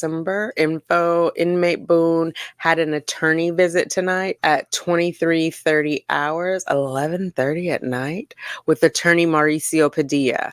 Mr. Padilla requested, that is on a school night? I don't know what night that was, but what? Mr. Padilla requested to see Boone in person in the staff briefing room or some other room. His request was denied, and he was advised that he would be allowed to speak with her via the attorney interview room. I personally don't have knowledge of any official directives that allows Boone face-to-face visits at FDC with her attorney. Lieutenant Lorenza was notified concerning this incident. That sounds super sus. Why would he need to be in the staff briefing room? Maybe he was going to tell her. Maybe he thinks people are listening, or maybe it's Sarah's paranoia that they're listening because she doesn't understand about the Sunshine State rules. But that is like a very strange request and extremely late at night when I mean, in most situations, again, I don't know about the jail. It's not like all of the higher ups are not there usually at night, right? Like when you go to the hospital, it's not fully staffed late at night. You have people that are on call, but like, for example, I wouldn't expect the captain to be there that late to authorize something like that. I mean, I don't know. I'm just thinking of like a normal business, how it would work. Okay. On today, December 16th, this is written by Ebony. Inmate Boone approached this officer while conducting a visual. So this is poorly written. I'm going to guess these folks didn't go to university. I don't know, but I think what she means, while this officer was conducting a visual, Inmate Boone approached her, but it's not worded that way. Do you know what I mean? And stated that she needed to speak with me. Inmate Boone then stated that inmate Susan Ferps, oh God, we gotta write this down, is going around B dorm discussing her case and calling her a murderer, or as it says here, a murder, and yelling, "I can't breathe." Per inmate Boone, inmate Ferps is mocking a case that she knows nothing about. Okay. And that's what happened. Be nice. That's why be nice, and others will be nice to you, hopefully. Just start with being nice. Okay, I'm just writing Susan's name down because I will be looking her up in her charges. This is how I found out about the YouTube lawyer, because I was reading the IMS notes and I wrote his name down and then did a little research. Okay. Is mocking a case she knows nothing about. My first question, inmate Boone, was, did she discuss her concern with the officer that was on duty prior to me? She said no, because it happened yesterday, December 15th, while I was on duty. So my next question was, why am I just now hearing about it today? Inmate Boone had no answer to that question. I then told her that I would speak to inmate Ferps in regard to this matter. About what? Inmate Boone made it loud and clear that she did not want me to speak to inmate Ferps. Instead, she requested me to move inmate Ferps from bunk 40, and by doing so, the problem would be solved. Well, I'll be damned. Now she's telling the officers how to do their job. Inmate Boone appeared to be upset. Okay, I skipped a line. Sorry. So the problem would be solved, being that the problem will be solved just by moving one from one bunk to another, I decided to move inmate Boone instead from bunk 38. Inmate Boone appeared to be upset regarding my decision, so she stated that everything was okay and that she did not want to be moved. She is comfortable where she is currently housed. It should be notated that inmate Boone is always trying to manipulate staff to get her way. Being that this particular incident didn't work in her favor, she is upset. Well, that sounds right. Inmate Boone is fully aware if I hear anything else in regards to this matter, she will be relocated to a different bunk. Sergeant Dunn was notified and made aware of this incident. That is a personality trait of hers. I mean, we've seen her do it in all of the body cam footage with George and the police. She's going to say whatever she has to say to get what she wants. We don't even know if that actually happened, right? Because then she told the officer not to go speak to that woman. So essentially, she wanted to use the officer to get rid of someone, because that woman would have then been moved with no, if it had been done Sarah's way, that woman would have been moved with no explanation as to why. Do you know? So she's using the guards to, I guess, not inflict. That's not right either, but she's using them to do her bidding, which is what she did from what I observed in the videos, the body cam videos with her and George and the police. Inmate Boone approached this officer, again, this is Ebony Veal, on the 21st of December, and stated that she needed a new pair of slides because they are ripped. She stated that she has asked 7 different officers, oh my God, and no one has gotten her a pair. Okay, if they're ripped, how are you wearing them? Are you walking around in just socks? Because they only have, right, a band across them. If they have to be the ones she was wearing in court. They only have one band. If the band is ripped, you might not be old enough. Oh my God, when we were little, we used to have those like dime store flip-flops, and if you ran too hard, they would come like the little oh my God. You have this part and then there's this part sticking up between your big toe and the other toes. And if you ran too hard, it would just pop out and you would just like literally walk out of your flip flop. That's what I'm imagining would happen with the slide. You would just walk out of it. Anyway, okay. On today, Officer Veal, gave inmate Boone a new pair of slides, but she didn't like the pair, so she declined. She stated that her current ones are so much nicer, even with the rip, Sarah. And are they just giving out used slides? You don't get like a new pair fresh out the box. Oof. I'm not sure what type of slides she thinks she should get, but they are all the same. She wants the Gucci slides, girl. Come on, Ebony. You know what she wants. Oh my God. Wait. I guess when you're in there with nothing to do, your mind just needs some stimulation, so you just make up things, right? I don't know. Okay, on 12/29, inmate Boone volunteered to assist with inmate worker duties such as washing personal laundry, setting up for lunch, and cleaning the day room due to there being no inmate worker assigned to B dorm. Washing personal laundry? You have to wash the other people's laundry? Definitely not college dorm room. This is Kimberly Smith, right? Oh, it's the new year, January 4, 2022. So, Percio Lamar, inmate Boone refused to come to the clinic for further medical evaluation. M.A. McKay was advised of her refusal. I'm guessing M.A. is medical assistant. All right, 1/13/2022. A dorm is currently on restricted. A dorm is as in ABC, is currently on restricted movement and does not have a dorm trustee. Inmate Boone assisted with laundry and putting away the supplies. That was a positive contact by Jeanette Gibson. Oh my God. Is that diarrhea?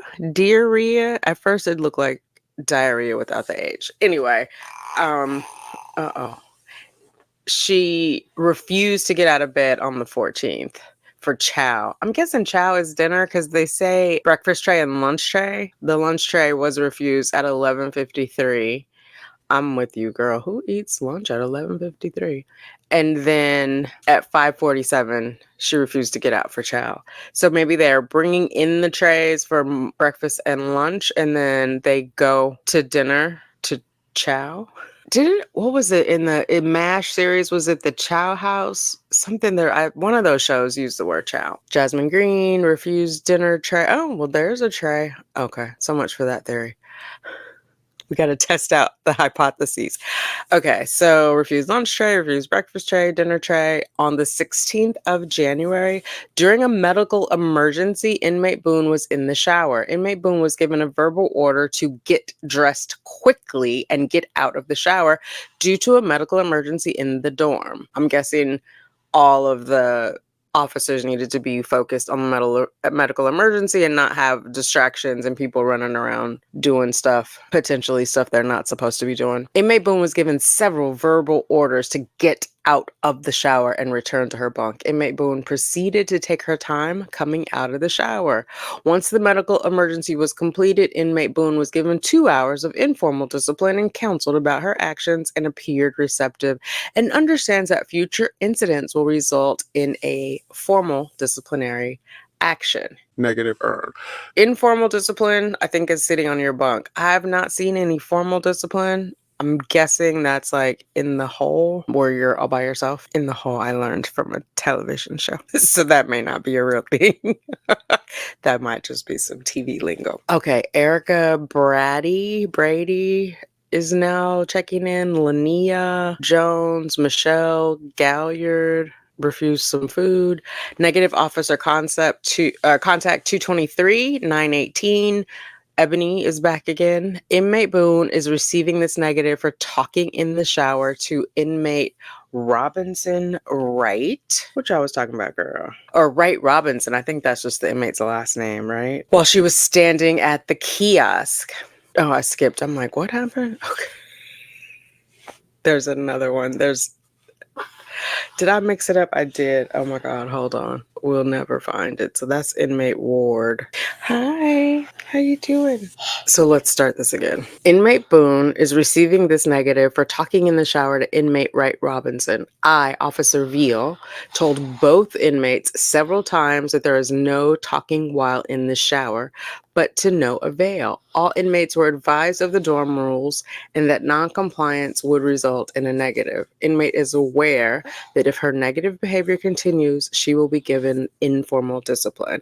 So I'm imagining for safety reasons, there's no talking, so that if something else is going on, it can be heard by the officers, right? Like, I guess you could jump somebody or plan to jump somebody by having a conversation, and then your girls are quietly kicking somebody else's butt over there, and like the thumping sound, and maybe oh my God, I've seen way too many TV shows. Maybe they've gagged the person that they're beating up. And then, so I think it's safety as I graphically detail what happened. Okay.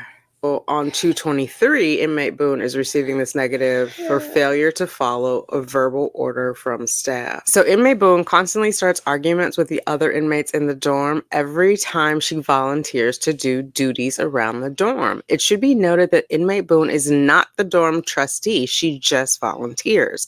I advise inmate Boone that I do not need her assistance anytime that I am on duty because of this very reason. On today, February 23rd, 2022, 23rd. That's the 1 year anniversary. The 23rd of 2020 is when she put him in the suitcase. Officer Veal, observed inmate Boone approach inmate Ward while she was standing at the kiosk. Inmate Boone was telling inmate Ward that she is not doing a great job at being a dorm trustee because she gave everyone cleaning towels instead of bath towels. Towel exchange was conducted at night. The conversation between the two inmates had gotten loud, causing a disturbance. I advised both inmate Boone and inmate Ward to cease the noise and to return to their bunks. Both complied.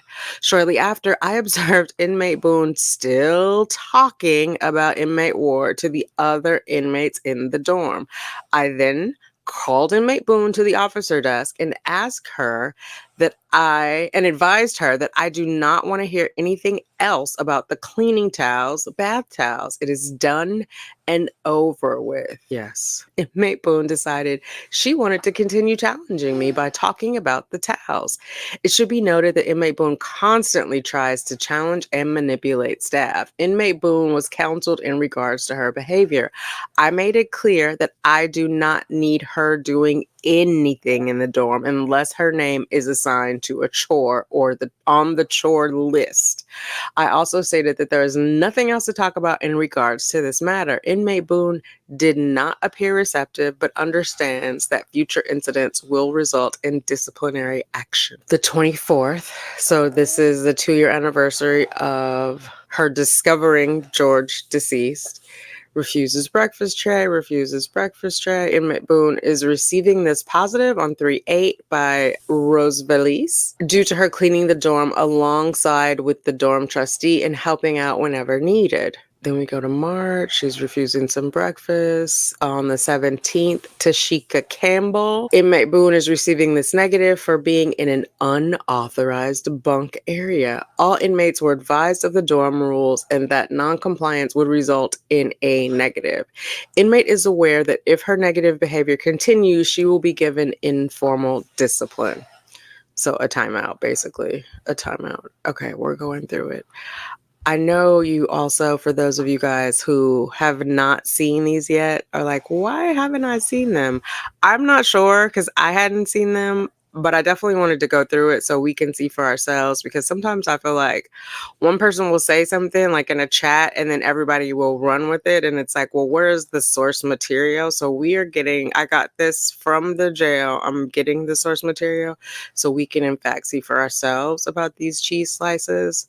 Because I kept hearing in chats like about that she was offered 10 years. I can find no evidence of that. And now her attorney is stating that they're trying to put her away for life. I think he was probably trying to negotiate down to manslaughter and she didn't want to take that because for whatever reason. Anyway, that's why I want to go through this just so we know. During shakedown on the 29th of March, inmate Boone had excessive amounts of property that she had to utilize 2 lockers to store it. Inmate Boone was given an inmate handbook to review 2 years in to review the rules that govern this jail and dorm. Inmate Boone's extra property was inventoried and taken to property. On the 29th, Jakira Wallace had this negative contact with Miss Boone while conducting a shakedown in B dorm. It was discovered that inmate Boone had excessive property. We had this at 5:32 on the same date and now 5:30 officer. Okay, the other one was information. This is the negative contact. Causing her to occupy 2 drawers, even storing items underneath the mattress due to both drawers being full to capacity. Inmate was ordered to pack up and inventory her belongings to be sent to property. During this process, inmate Boone was not receptive. Inmate would try to give every excuse as to why she needed each item, prolonging the process. Good Lord, that sounds like an episode of, what is that, Hoarders? Where you have to have a team come in and talk you into letting stuff go. And they're not even trying to throw it out. They're just trying to relocate it. This is not the first time inmate Boone has been told she has extremely too much property. Wow. That she has extremely too much property. A padlock was placed on drawer number 35 to prevent her from further storing her items. Like, self-control, not in Sarah's playbook. Inmate Boone received a bag of property from BRC Property Room. Inmate Boone was advised that if all her belongings do not fit in one drawer, she would need to send some property back. Inmate Boone pulled clothing and legal paperwork out and sent the rest of the property that was in the bag back to BRC Property. Somebody tell me, what is BRC? I don't know what that is. I'm assuming there must be multiple property rooms, places, and that BRC is designating one of them aside from the other. Okay, a lot of breakfast refusals. Breakfast tray was available and offered, verbally refused, inmate refused. So all of those. Disregard previous entry. Breakfast tray was available and offered. Wait, breakfast tray was available and offered. Oh, because she put in negative officer contact. Okay, so I guess they don't allow them to delete things, which is good. I do wish they allowed spell check. Okay, breakfast tray was available and offered, although things like trustee versus trustee spell check may not catch that if the first trustee is actually a word. Like, I guess it is, like my trusty dog Rover. I don't know. Anyway, okay. I'm easily distracted. It's late. Wait. Okay, nail clippers. That's the third time since she's been there. Shamika Thomas on 423. Shower offered. Inmate verbally refused. Oh, 424. Inmate was issued hair clippers and returned them intact. Is she really in there clipping her hair? Wow. I guess they can't have scissors. They have barbers in there, right? Oh my God. I don't know. Wow. I mean, I use hair clippers on my dogs. But okay. Positive officer contract. Is that Flavia? On 427, inmate is receiving this positive for stepping up and assisting with dorm chores. Several inmates put on daily cleaning lists with restrictions or no work alert. Oh, so like maybe they have a physical medical restriction, or some of them have a they can't work restriction. Inmate Boone volunteered to complete tasks so dorm could continue its normal operation. Positive earned. Ramika, on the 3rd of May, 2022, at approximately 1400 hours, so 2 p.m., the water to the whole compound was turned off. What?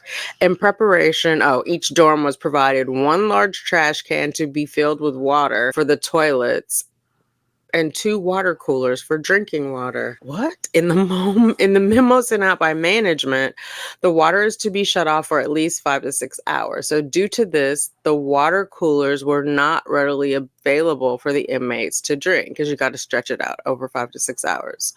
Boone came from outside on the rec yard asking for water. I need some water. I just imagine her at the crime scene. Officer Jenkins, told her no. She was not satisfied with my response. She stated she had walked 100 laps on the rec yard and needed water. Again, Officer Jenkins, said no and attempted to explain that the drinking water in the coolers needed to last for hours. She then tried to bargain with me, asking for water now, and she would not get any later. Again, I said no, but reminded her that she can get water from the nurse again like she did this morning during Med Pass. This was not an acceptable answer for Boone. Boone returned to the desk with a filled out request form asking for a grievance. You got to fill out a form to get another form? Goodness. The request will be given to my immediate supervisors. This is for informational purposes only. Okay, I was kind of like, I don't know that I would restrict the water, but if she had access to get it somewhere else, like, I don't know, just go over there. Don't make a stink. Is she trying to like control the officers? Is this some sort of passive aggressive effort to put them in check? On the 9th of May, inmate was observed talking in the bunk area after multiple warnings regarding not talking in the bunk area. The day room and recreation yards are open, where she can talk freely, right? More razors, refused breakfast trays. So Trisha Hargret on the 14th of June. Inmate earned this negative for talking in the bunk area. Shamika, negative officer contact with, oh Lord, Trelawney Jenkins. Per Sergeant Hicks, Bravo dorm was placed on lockdown due to their behavior during a medical emergency. Some inmates, including Boone, asked for request forms to grieve the situation. Once Boone completed the request, she approached the desk asking if I was going to call Sergeant Hicks. I stated no, and to just place her request with the others. This was not to Boone's satisfaction. She stated that she had done nothing wrong and shouldn't be punished. I explained to her that it was out of my control and to step away from the desk. Boone again asked to speak with Sergeant Hicks, to which I responded again for her to step away from the desk and return to her bunk. Boone remained standing at the desk. So now she's standing over the guard because I'm imagining at the desk one would be seated. I called for movement to respond to B dorm due to me having one for the holding cell. Okay. So she radioed in, I'm imagining. I got one for the holding cell. I need movement. Boone was compliantly handcuffed and sent to the holding cell.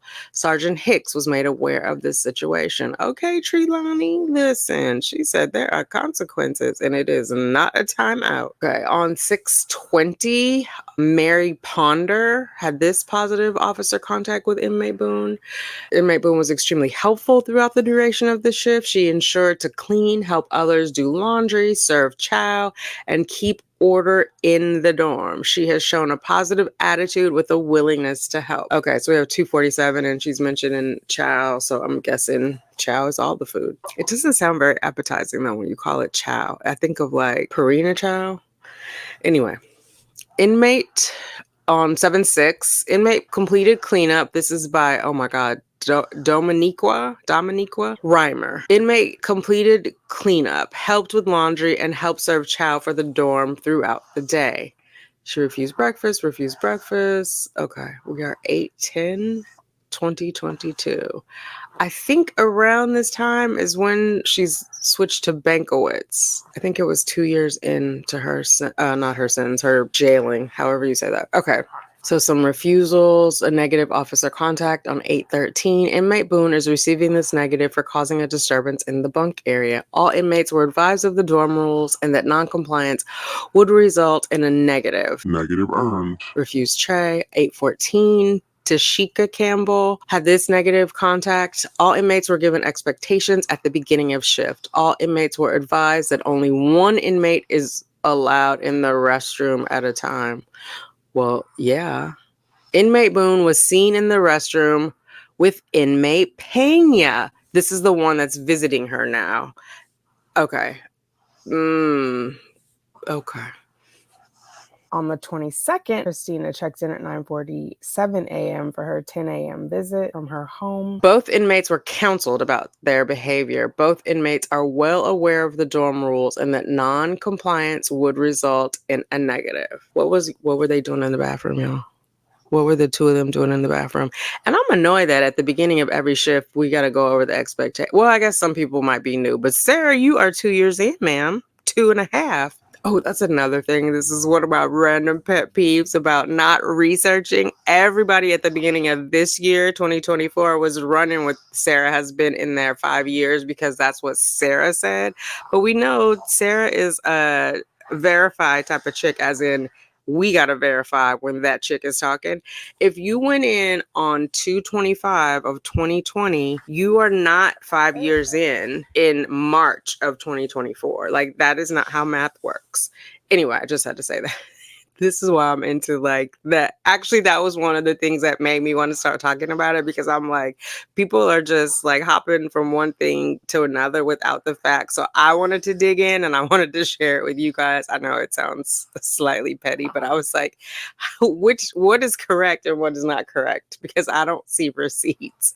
So anyway, Edward Richards. Oh, negative officer contact. So it seems like everybody's majority female, but come through, Edward. While relieving Officer Brown in Bravo dorm, I received a call from DSO Foster via phone for inmate Boone about an interview she had up front. When I called out to Boone to let her know she had an interview, she came to the officer's desk and asked who was visiting. When I explained I didn't know who, but she has an interview, she became intolerant and belligerent by stating, "Oh, you don't know? Your job. It's your job to find out, so I know what to bring." When I counseled her on her disrespectful outburst, she again became irate and walked away from the desk to retrieve her papers. Be advised, she has dozens of negatives to her behavior toward staff. I know that's right, Richard. Or Edward Richards. I don't know. Tell it. Tell it from the mountaintop. Information 825 inmate Boone temporarily relocated to BRC 1A per medical. So I know her stuff is in BRC. Property room, BRC. I don't know.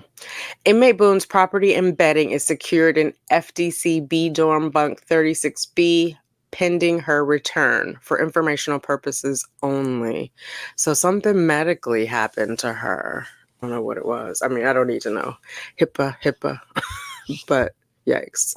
Whatever it was, we know she's recovered from it because it's years later. And she seems all right. Okay. All inmates were given expectations. At the beginning of shift, inmate Boone is receiving this negative for back talk when given a verbal directive and her constant disregard of the dorm rules. All inmates were advised of the dorm rules, which included being properly dressed in their Orange County issued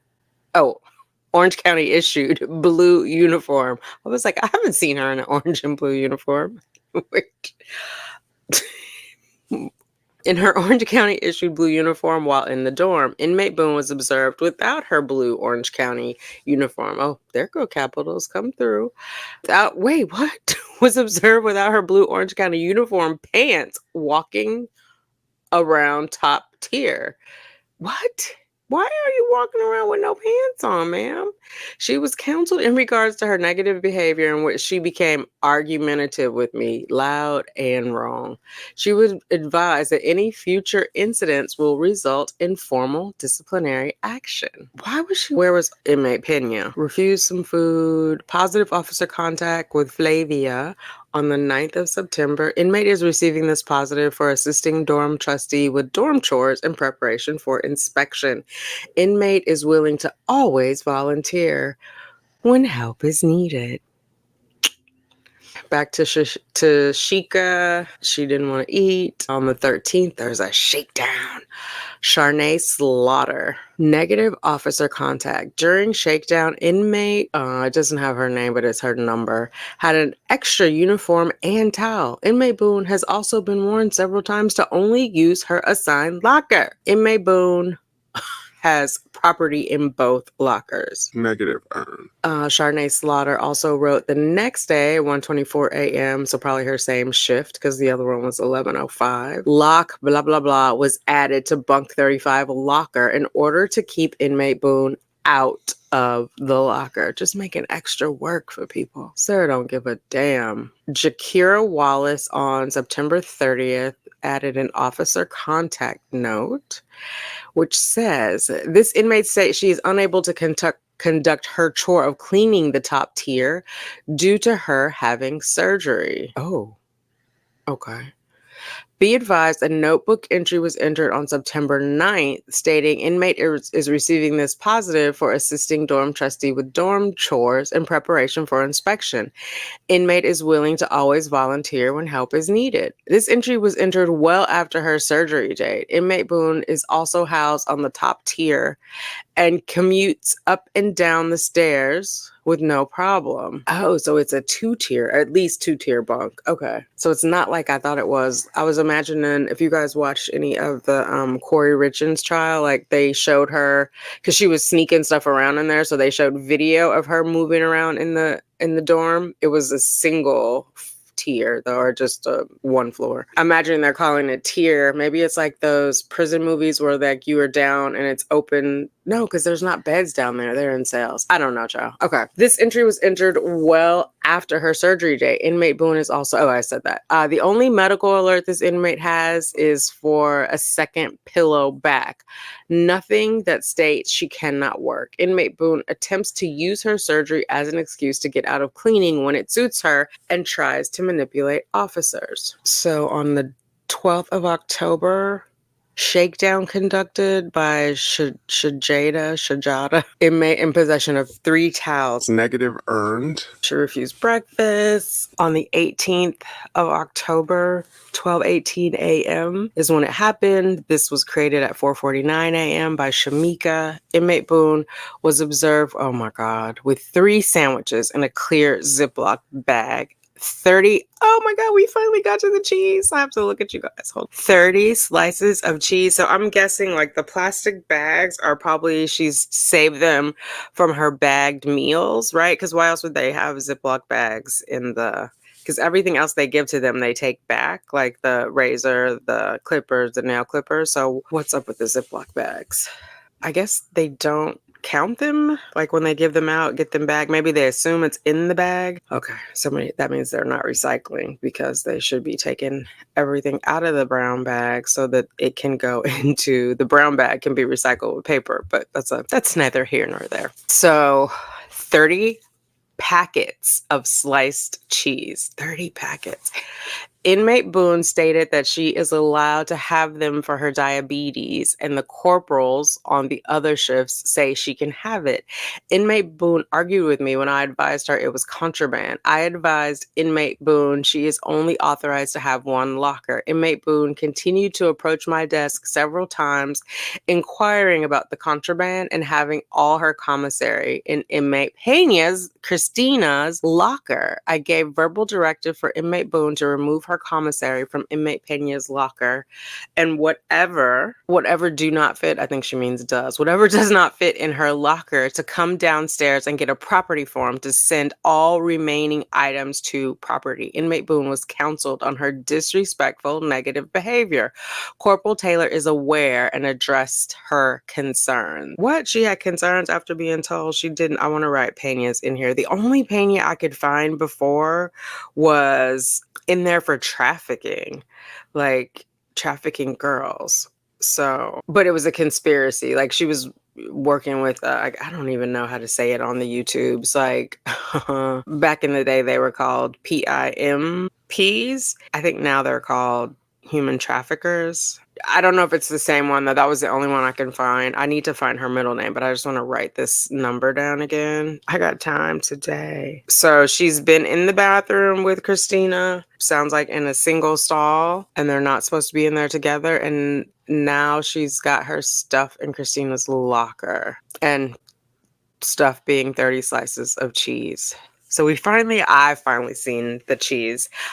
I was in, like I said earlier, a chat. People were going around and around about the cheese. And I don't know why people would make that up. But then for somebody else to assert that they absolutely know it never happened was kind of ridiculous, in my opinion, because clearly it's happened.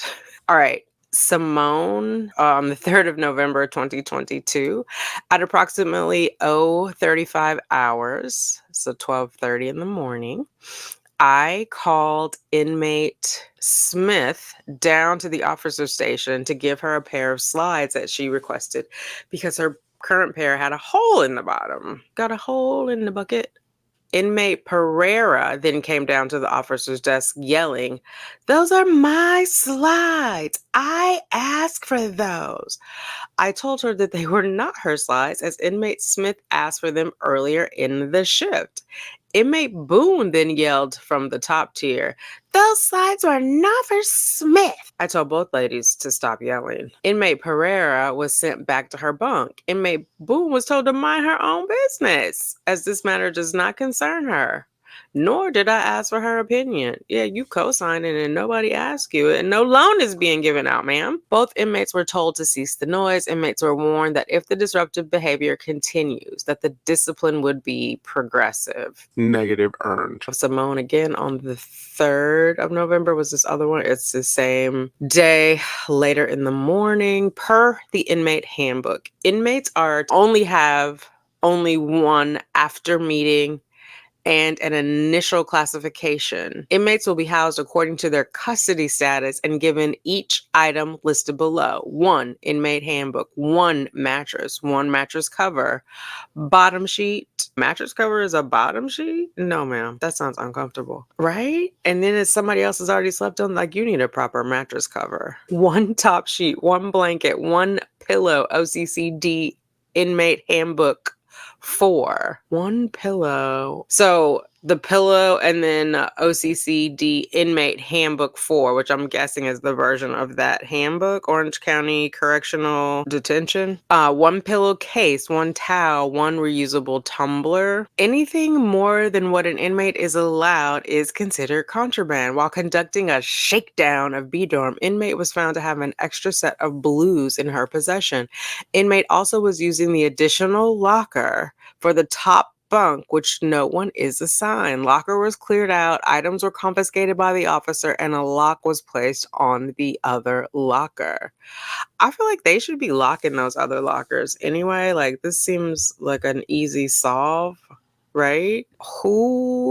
Yeah, especially with her, it should be like a note. Whenever you move her to another bunk, if there's an empty bunk and corresponding empty locker, lock the locker. You got to be smarter than the criminals, the alleged criminals. Oh, what was this date? Oh, I scrolled it while I was talking so you guys wouldn't see it. But at whatever date this was, I'm guessing 11/17 because it's all in gray. She was provided 2 bras. This entry is for informational purposes, or for information purposes only is what's written. Interesting, because I thought she had a bra allergy, but I did notice later on, as it went on, she started to wear a bra to court. But in all those other videos, I know some of you guys are like, well, she was at home. When I'm at home, I don't wear one. I'm like, okay. Sometimes I do, sometimes I don't. You got to come in and out of the house. Well, I guess jail is technically her home, so maybe that's why I don't know. I'm a little larger, so it's not a good look for me to go too many places with no bra on, and I'm nursing. So, all right. Inmate refused her breakfast tray and milk. Informational purposes only. Some more refusals. Refused the breakfast tray. Refused the shower. Refused breakfast. Verbally refused tray. The 9th of December in 2022, inmate was given the opportunity to shower, but refused. That was at 8:30 at night. So it seems like they get a morning and an afternoon shower, which seems nice. Of all the weird things, I always wondered about that. Like, what is that? It's a lot of scenes where they're like, at least in the men's jail or prison, they're all in open shower, which I'm like, oh my God. I wasn't sure if it was staggered. I'm sure it's different in each facility, but it doesn't seem like all the dorm could fit in the showers at once. I could be wrong. At approximately something hours missing, I instructed inmate Boone to prepare for downtown court. Instead of getting dressed, I observed her talking in the bunk. I gave her a verbal order for her to cease the negative behavior and to again get ready. I looked ahead and no, she didn't. Inmate Boone then stated to me, I can try to move faster, but I will let you know. I have my cycle and can't possibly get dressed and brush my teeth that fast. It should be noted that inmate Boone stood at the officer's desk for an extended period of time and refused to leave after given multiple orders. Due to the downtown courts being escorted prior to inmate Boone being properly dressed, she was left on standby for the next group. Inmate Boone stayed at my desk, became belligerent, and demanded to speak with the supervisor. I gave multiple loud, clear, verbal orders for inmate Boone to return to her bunk and wait until the next escort, to which she refused, stating, I am not going anywhere until I speak with supervisors. You work for me and should be very respectful to me, as I had to change 7 pads this morning. If I don't make it to court this morning, do you understand what's going to happen to you? Inmate was again ordered to cease her negative behavior or discipline would be progressive. Inmate Boone eventually complied. Inmate Boone will be receiving a negative for the following.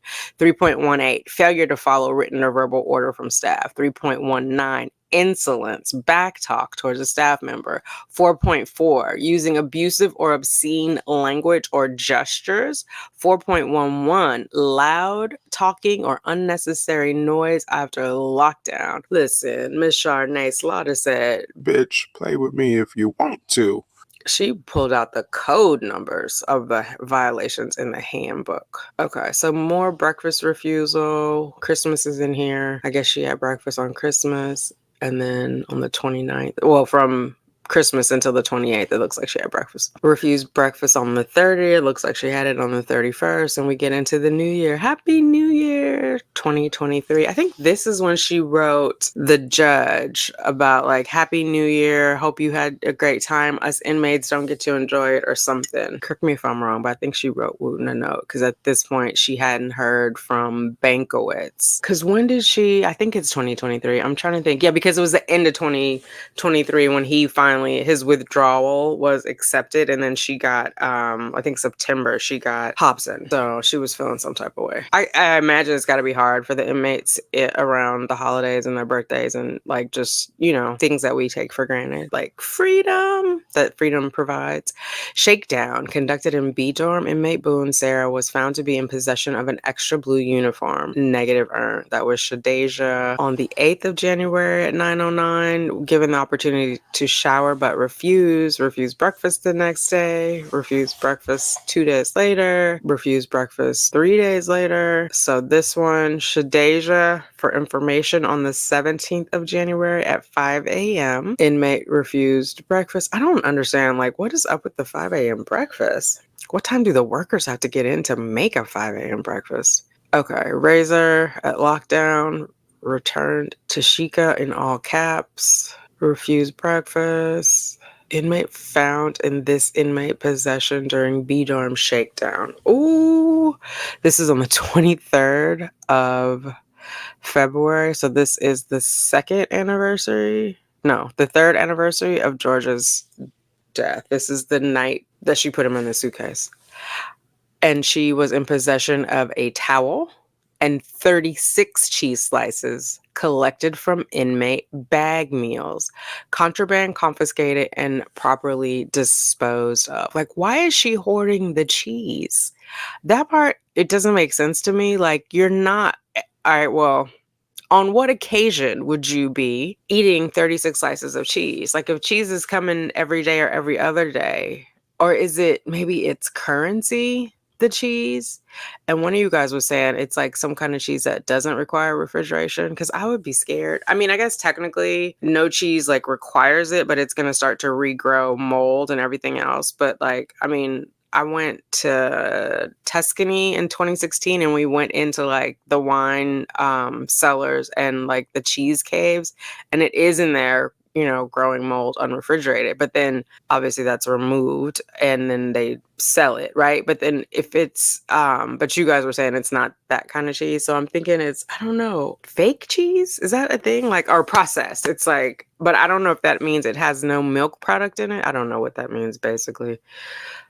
But if it's a slice of cheese and that grows mold, you got to throw the slice away. So it just seems like I would be scared. I'm just going to say it that way. I'm not going to even try to go through all that logic. I would be scared to be eating a piece of cheese that was not refrigerated and that was stuck in a drawer. I would just, no. Okay, shakedown conducted in B dorm. Inmate Sarah, and this is by Shadeja, on the 10th of March, was found to be in possession of an extra towel. She also had an excessive amount of notes and papers attached to her bunk, which is considered destroying, altering, or damaging or defacing government property. This includes graffiti, per the inmate handbook. Inmate was advised that if it were to happen again, she would be sent to L dorm under pending DR status. Negative earned. DR? Is the D discipline? I don't know.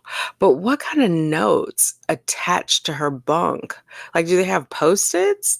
Tape? I need pictures. I can't visualize it. Okay, inmate Boone advised, this is Flavia, which now when I see it, I'm going to think of Fava. like fava beans.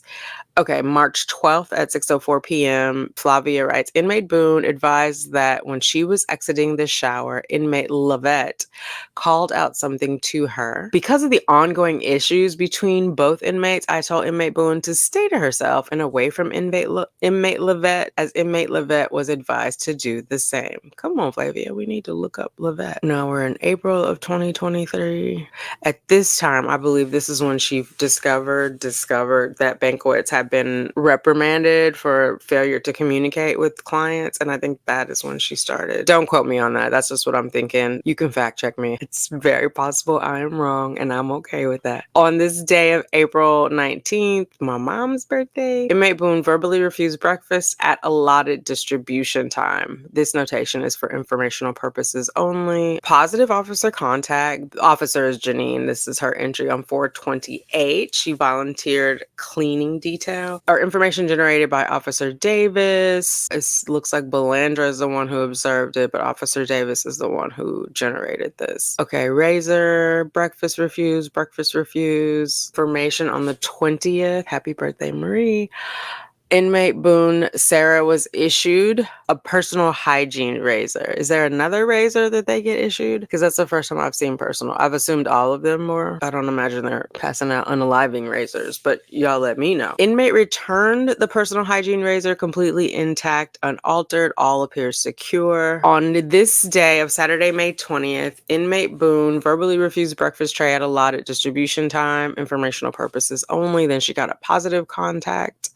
Also on the 20th of May, 2023, inmate volunteered to work for the day as the dorm trustee due to not having a daytime trustee. Throughout the shift, she displayed a positive attitude while demonstrating a strong work ethic. She put her back into it. That's how I interpret it. She maintained a clean day room, scrubbed the shower, cleaned and stocked the bathroom, and helped set up and break down chow. Positive earned. What does that mean in positive? Because she's like a positive earn. Do you get special treats? Because it's not like they're going to take time off. She's in there with no bond. Me personally, like, again, not trying to go to jail. I would just lay low, like keep to myself, be inconsequential to anybody's day. Okay, so this is another positive contact with Sandra Inoa on the 22nd. Inmate is receiving this positive for taking the initiative to do the laundry in B dorm. I'm so suspicious. Like, was she washing extra stuff? Do you supervise her? Like, who volunteers to do laundry? This is positive officer contact on 6/6. Inmate Boone was selected for duty today due to the regular B dorm trustee being at court today. She is proven to be extremely helpful and hardworking upon executing her duties. She went above and beyond, conducting her duties and without being told. Inmate Boone is also helpful and knowledgeable about all duties required to maintain a clean and sanitary dorm. MCO Himes and I were highly impressed with her willing attitude towards helping make the dorm inspection ready. All right. And then she got another positive contact 4 days later on the 10th of June. Inmate Boone is always eager to help with whatever needs to be done in the dorm. For the past 2 days, she's done laundry, served chow, and helped with cleanup following meals and lockdown.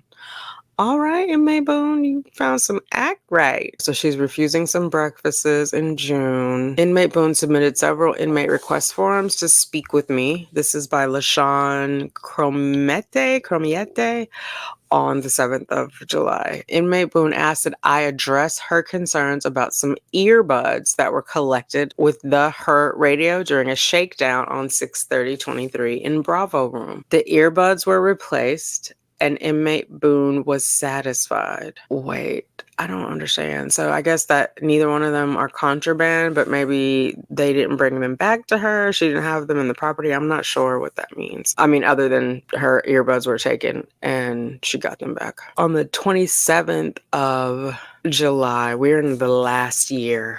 We're in the home stretch, guys. Let's push it out. Okay. Inmate Boone has been a great asset to me over the past 2 days. This is Marcy Himes on the 27th.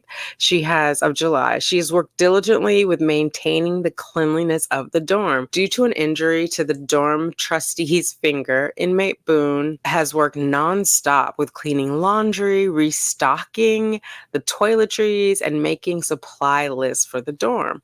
She organizes the cleanup crew to assist with accountability for the chemicals and is very attentive to the handling of all the supplies. Inmate Boone always offers her assistance and never require anything in return or complain. I really appreciate all of her consistent assistance and is therefore issuing her this positive. I think she means and am therefore, but that's okay. It's okay, Marcy. We understand. On the 28th, this is Rose Valise. Inmate Boone has helped throughout the day with dorm cleaning and laundry. Inmate Boone goes above and beyond to help throughout the shift. So she has her favorites because it sounds like, well, at least in reading this, it reads like there are certain officers that she will go above and beyond to clean, and there are others where she will either refuse to clean or it'll be a problem cleaning to the point where they're like, don't clean while I'm here. Like, don't clean up my shift, ma'am. I don't want to hear your mouth. Okay, Treylani. Inmate Boone was late to the medication line despite several calls to come to the medication line. She is aware of this negative.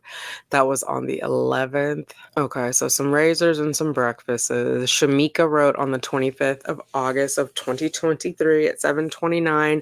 Upon arrival to the dorm, the shift change pass on from A2 shift officer Vasquez. Oh my God, that reminds me of Elaine. What is it, Bredehoff, when she couldn't say Camille Vasquez?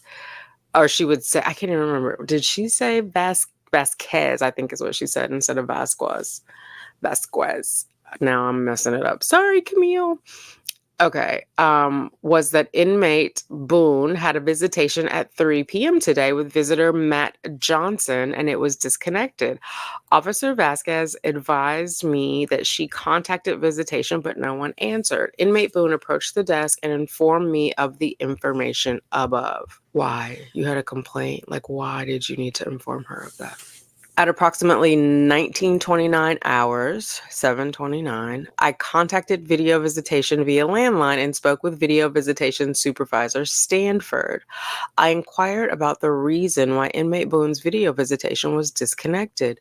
Supervisor Stanford advised me that the visitor, Matt Johnson, a reporter, misrepresented himself and must go through the proper channels in order to conduct video visitation. Inmate Boone was informed. Inmate Boone asked who the supervisor was I spoke to. What's the name of the supervisor, please? And I advised her that I'm not able to give her the supervisor's name, but the supervisor's name will be documented in her inmate notebook.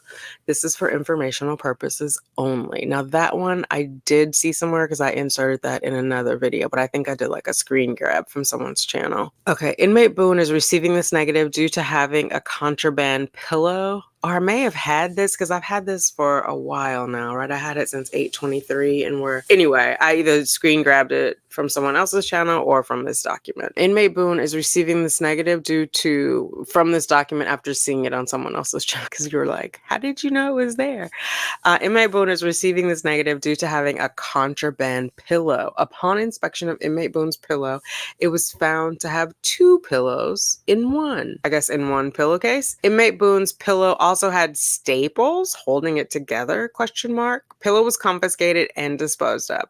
Now, I remember at one point she was allowed an extra pillow after she had the surgery. So maybe, I guess that's ended somewhere and somehow she's gotten another one. Somebody must have told on her, right? Or do they just automatically take all pillows out of pillowcases? Because like, how would they find that out? A contraband pillow. Good Lord. Freedom. Tanisha Williams on the 2nd of September at 3:15 p.m. Inmate Boone is receiving a positive officer contact. She assisted with dorm duties without even being asked to do so, with no hesitation. Let it be noted that Bravo Dorm does not have a daytime trustee at this time, and Inmate Boone was awesome, all caps, with stepping in and making it happen throughout the entire day. Positive earned. Okay.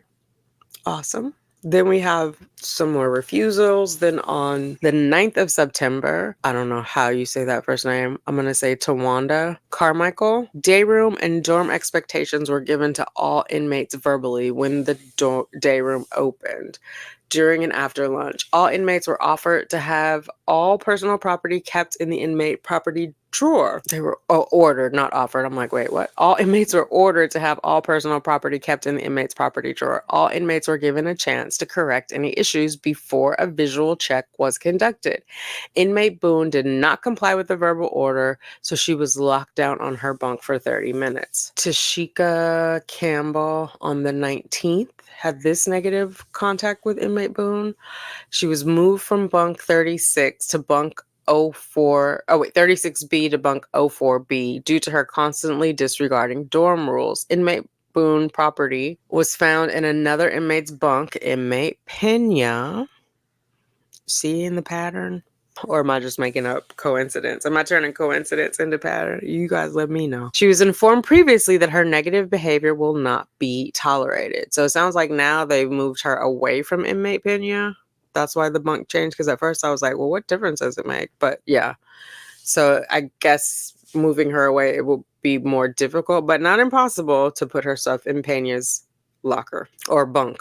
So she's got a locker, she's got a drawer, she's got a bunk. She's been caught with contraband in all of them. While conducting a shakedown, this is Tashika again, also on the 19th. This is at 1:46. One before was at 12:04. What a pain. You got to move people at 12 o'clock in the morning. Like, what? While conducting a shakedown of inmate Boone's bunk, 15 paper clips. Let's scroll it to the top so we can see. 15 paper clips, 30 pieces of cheese. Now, is that slices or does she take a slice and make, it's probably slices, right? Who's going to count little pieces of cheese? 3 empty brown bags, 10 pieces of bread, 10 spoons, 6 bra straps. What? What could she be doing with the bra straps? Don't you need them on the bra? What kind of bras are they? Are they giving them like the convertible bras? It could be strapless. It could be strapped that you take in and out. Like, why would you need a strapless bra in jail? 5 twist ties, 1 extra pillow, 10 cups, 6. Ooh. So I'm guessing like during the cleanup, she's getting the extra pillow. I don't know where it's coming from because we know that the pillows are issued to them when they come in. So it's not like there's empty bunks or unassigned bunks sitting around with pillows on them. So I'm thinking this is her part of her helpful cleanup. There's something in it for her. But wait. 10 cups, 6 whole gloves, 40 cut up gloves. The only thing I can think of for these, the reason, well, I mean, obviously you can use a whole glove for a myriad of things, but the cut up gloves, oh, my finger got stuck. I think she and again, this is my 2 cents, she and inmate Pena might be using the cut up gloves for dental dams. How are they cutting up the gloves though? Because is she using the razor? They don't have scissors. She's either using the razor or I don't think you can use the clippers. Maybe the nail clippers, but not the hair clippers to cut the gloves up. Because by design, they don't cut up easily, right? Because you are trying to keep your hands clean. So it's not like you can just rub it up against something. I'm not saying they don't rip at all. I'm saying by design, it's not an easy rip. So, well, I'm thinking of medical type latex gloves, but maybe it's like cleaning gloves, like the big yellow ones. Either way, those are even harder to rip. So, but I think they're using them as dental dams. If you know, you know. 20 clear bags, several pieces of blue tape, 12 empty chip bags, 7 empty bottles found in her possession. Why do you need 7 empty bottles? Like, if you snuck something in to drink where it shouldn't be, throw it away later. Recycle. This was at 1:46 in the morning during a shakedown. Yikes. She also had property in another inmate locker, inmate Pena. When I questioned her about it, she admitted to it. Now, I wonder how they knew it was hers in the other locker. Like, did it have her name on it? Well, she admitted to it, but anyway, all contraband was collected and discarded properly. Tashika, does that mean the bottles were recycled? Verified with medical, Nurse Alexis that it was okay for inmate Boone to have an extra pillow in her possession. Okay, so give her pillow back. I just don't know why it was stapled. The other, I mean, not this one, but before, I thought she was allowed an extra pillow. I don't know, y'all. I'm just trying to keep up. A squirrel trying to get a nut, honey. Inmate Boone, this is written by, Jamira, on the 6th of October. She refused her medical appointment scheduled for October 6th. This is written for informational purposes only. So they woke her up at 4:30 for that medical. Sarah is not a morning person. I'm not either. I'm not judging. I'm just saying. LaShonda Sanders wrote on the 27th of October, Inmate Boone is always willing to help with whatever needs to be done in the dorm.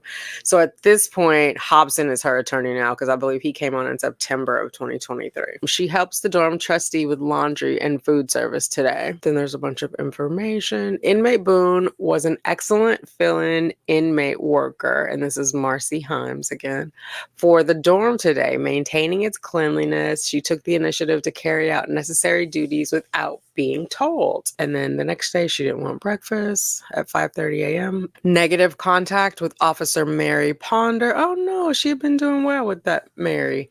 On the 14th of November at 12:38 a.m. All right, we're going to power through this because we're almost in December of last year. Okay, on this day of Tuesday, November 14th, Inmate Boone was issued a personal hygiene razor. Inmate Boone returned the intact and unaltered. Why is that negative? I think they misclassified it. Miscategorization. Inmate Boone expressed to me that she would like to speak to a supervisor regarding an issue with another officer. Upon Corporal Milholm completing his supervisory tour, he spoke with Inmate Boone and resolved the issue. What was the issue? Oh, she had an issue with another officer. Whatever. What's her name? Lanaya wrote that. She's like, whatever. I don't know. I don't care. She complained and it was resolved. We're in December 24th. So Christmas Eve, 5:21. She didn't want breakfast. This year, Christmas, she didn't want breakfast. She got a razor. Happy New Year. Charnay Slaughter notes that she refused breakfast on the 2nd of Jan of 2024. Oh my God, I'm excited. We're almost done, guys. Thanks for hanging with me. Okay, while conducting the mail cart legal mail, Inmate Boone received legal mail which had to be split in 3 different stacks. I explained the mail cart process to Inmate Boone and that I would be splitting her papers up in 3 stacks due to the size. So what kind of legal mail that was in 3 different stacks? Was this discovery that perhaps she asked? When did Patricia Cashman come on? Was it in January or February? Either way, she asked one of her attorneys for some mail and it came in stacks. I'm thinking it's discovery because it's not like any filings were going on at that point. And I would just state that I'm not asking for this cost, but I paid over $400 in photocopy costs for material that I sent to Miss Boone along the way. All pages were scanned and printed. It should be noted that one of the pages in the second stack of papers became jammed in the printer. I proceeded to clear the jam of one piece of paper document. I proceeded to rescan and reprint the second stack of papers that had the jam document. Inmate Boone then states, How do I know I received all my papers? I stated to her I rescanned and reprinted the entire stack of papers. Therefore, you have all your papers. Inmate Boone then proceeded to say, Well, how do I know that the papers are in order? I told Inmate Boone that I had her place her paper documents facing downward. You watched me take, scan, and print 3 stacks of paper in the order leading from the back to the front of the stacks of paper. I showed Inmate Boone the front and back pages of each stack of paper so that she could see what order the papers were in. Inmate Boone was not satisfied. She's never satisfied. Anyway, if they're not in the order, just put them in the order, Sarah. Like, you want this officer or this person to, like, come on. Lord, it's any little thing, every little thing. She demands perfection, but she doesn't give perfection. Well, except for some days of cleaning. But now I suspect all this cleaning was facilitating her effort to have contraband. I said it. I instructed Inmate Boone to return to her dorm to sort out the papers. Inmate Boone stated, Are you really going to shred my original copy? I told her. Yes, that's part of the mail cart process. Inmate Boone was upset and does not appear to understand the mail cart process. All original pages were shredded. And I'm wondering if they do that in case like they're laced with something. Do you know what I mean? Like remember back in I think it was post 9/11, people would be mailing like anthrax. Obviously, I'm not saying they're mailing anthrax to their friends in jail, but I'm just saying akin to when they were mailing anthrax, maybe they're mailing, I don't know, cocaine laced paper. So they're destroying the originals and they're giving them copies. But also then that allows them to scan it and save this like a copy of all the mail so they don't have to sit there and read it in real time. But like if they have an active case, I mean, you guys know in the trials how they're like, on this day you received this letter or on this phone call you were talking to your mom about how they shouldn't give you life because your child died in a crib while you were in some other country.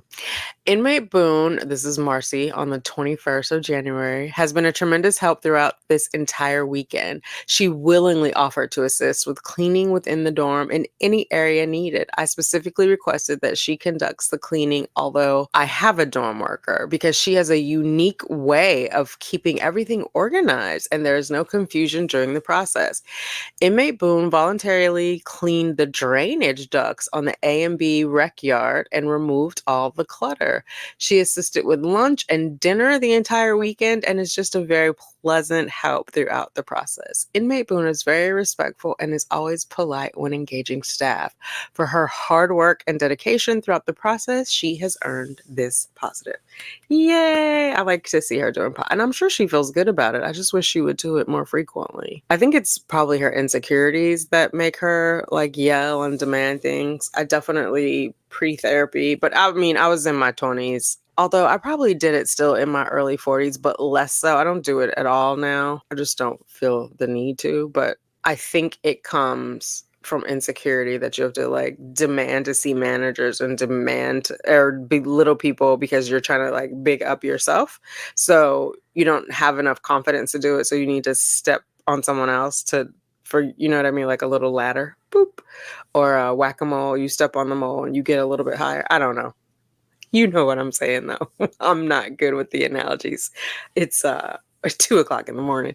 So inmate requested to join and this is by Madeline Lynch on March 7th, to join Into Work program as seen in the most recent inmate newsletter via IRF, which I'm guessing is some type of communication tool they use. Inmate will be notified that accelerated trainings are only available to sentenced inmates and that Into Work is not available to female inmates, but they may request to join an approved program if interested.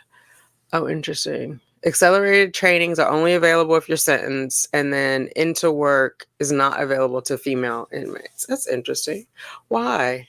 Maybe they're doing like hard labor? Come on. Oh, so much for equality.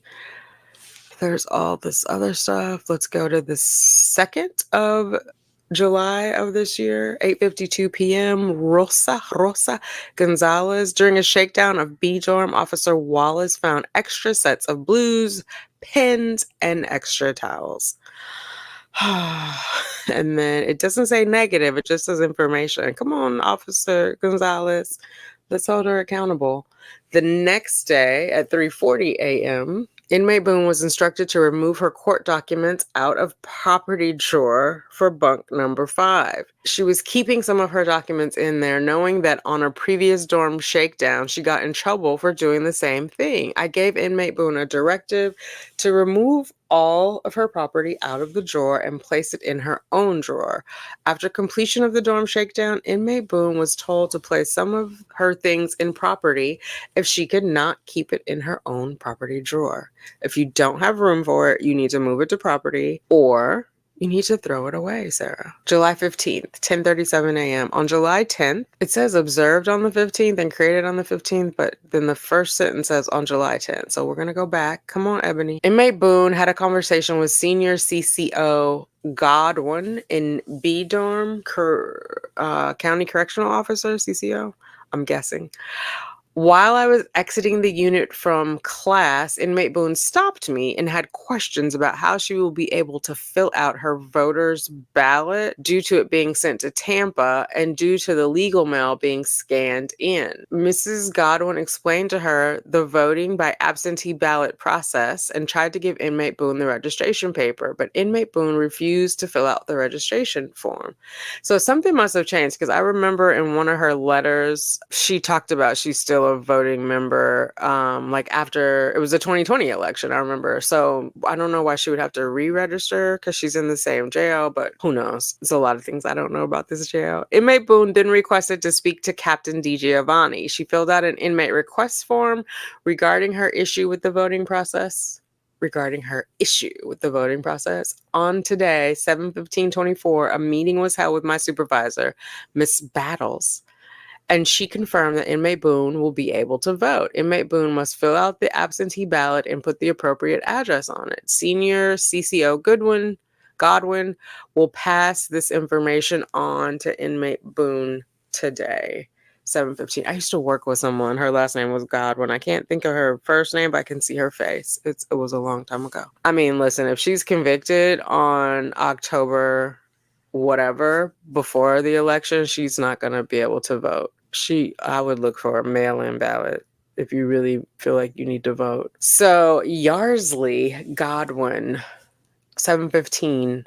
1:57 p.m. On 7/10, this is the one she spoke with. On 7/10/24, inmate S. Boone submitted an IRF regarding a concern she has with receiving her absentee ballot since the OCJ moved to electronically receiving mail. Okay.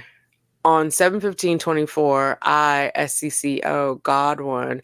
So if it's all electronic, I know they have the tablets, but then we just talked about them photocopying it. So I would just imagine they would not photocopy the ballot. Either way, I mean, I feel like her concerns are valid if it's not been communicated clearly. Like they should, in their little newsletter or whatever, they should, for people who are not convicted and can still vote, they should make it clear, like, this is what the process is, acknowledging that there's now electronic mail, and due to electronic mail, this is how it would be handled. Because I would imagine other people would have the same concern, right? Like that is something that I would want to know how to approach. I don't fault her for this. She would receive it in hand.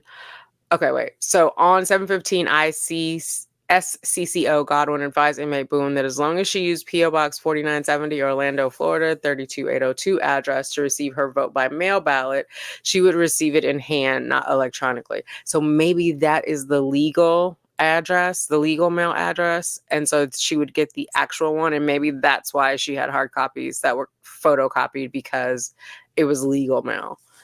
Okay, I explained that her ballot will be delivered to the OCJ mailroom and forwarded to her to complete and return via the mailroom to the supervisor of elections office.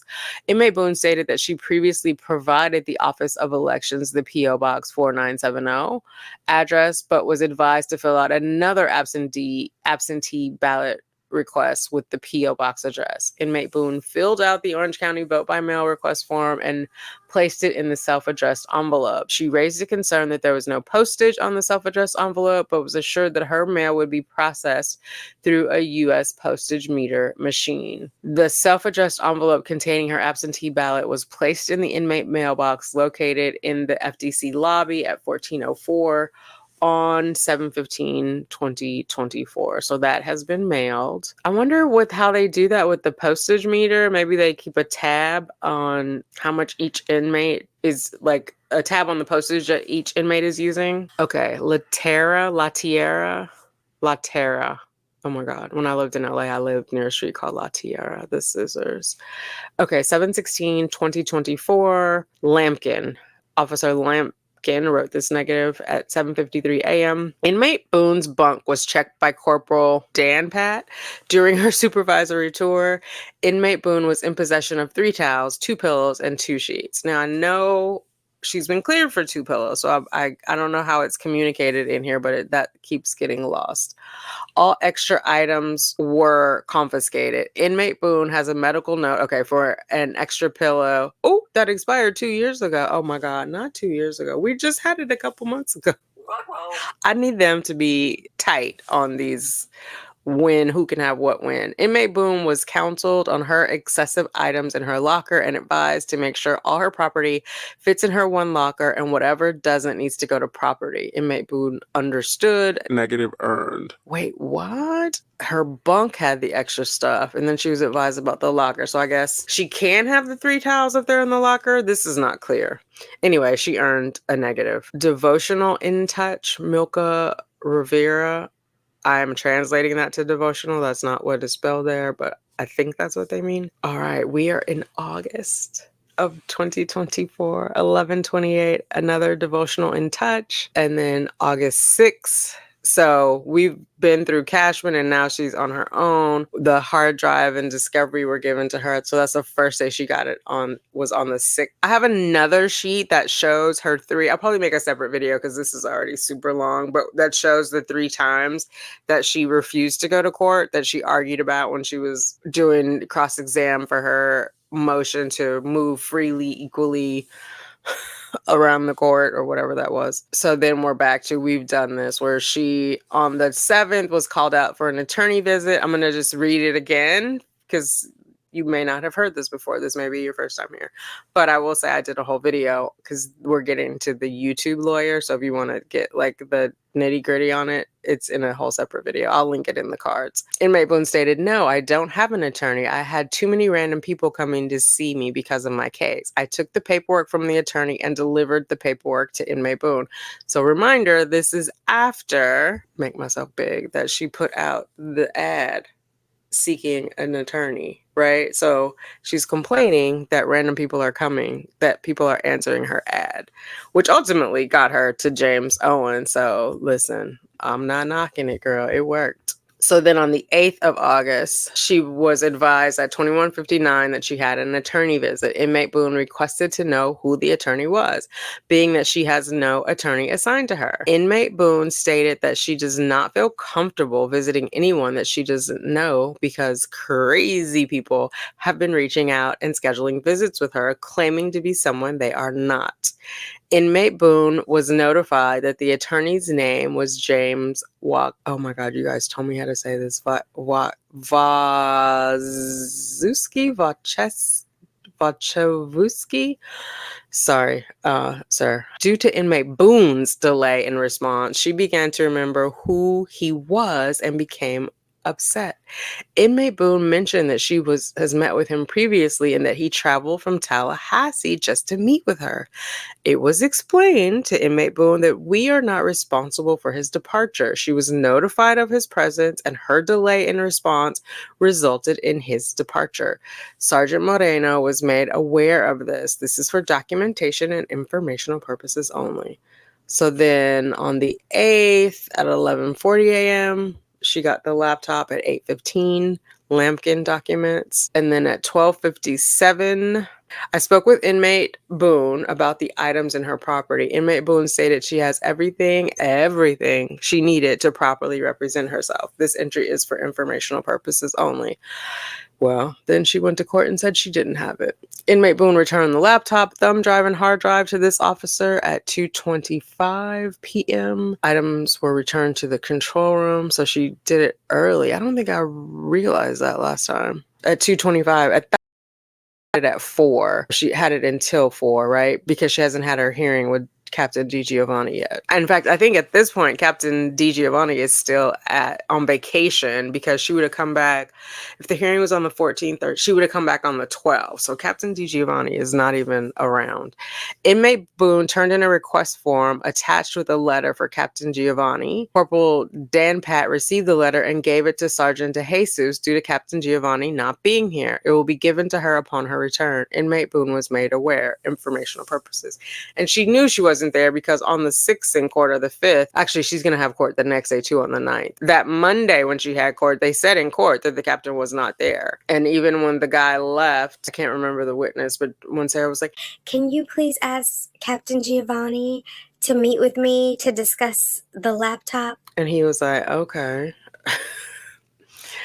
He can't ask her to meet with you because she's not here, ma'am. Just hold your horses. Okay, Christina King on the 9th. So this is on the 9th. This is the day she went to court. So 12:08. So Billy Lane made quick work. They had the hearing that morning. And that afternoon, he beelined it to the jail and dropped off these boxes and these USBs. Billy Lane said he was tired of carrying these boxes all over Kingdom Come.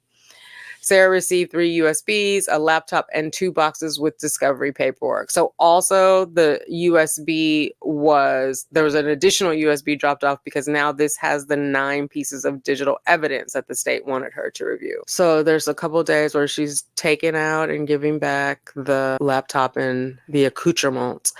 So to Wanda on the 10th of August at 8:59, inmate Boone exited for an interview. Inmate Boone returned all USB cords and laptops. Inmate refused breakfast tray. Inmate received laptop. So these are just going. She returned the laptop. Inmate Boone returned to unit from attorney interview with laptop, hard drive, and USB. So we know this is not Owen's yet because this is the 13th. And he said his first one was on the 20th. So this could have been the YouTube lawyer, James, or it could have been anybody actually. Because I think there was one more. Oh no, I said that before. I don't know if Billy Lane was helping her negotiate, seeing the evidence, the physical evidence outside of the eyes of the media, or if that was an attorney. Returned the laptop at 16:03, so after 4. So we're on the 14th, 8:52, that she's going to have court this day. So she refused the laptop being offered because she was going to court. And then here we get into the altered uniform. So this is the 14th. Inmate Boone was advised not to wear her altered inmate blues uniform to downtown court. This is when she stapled her pants.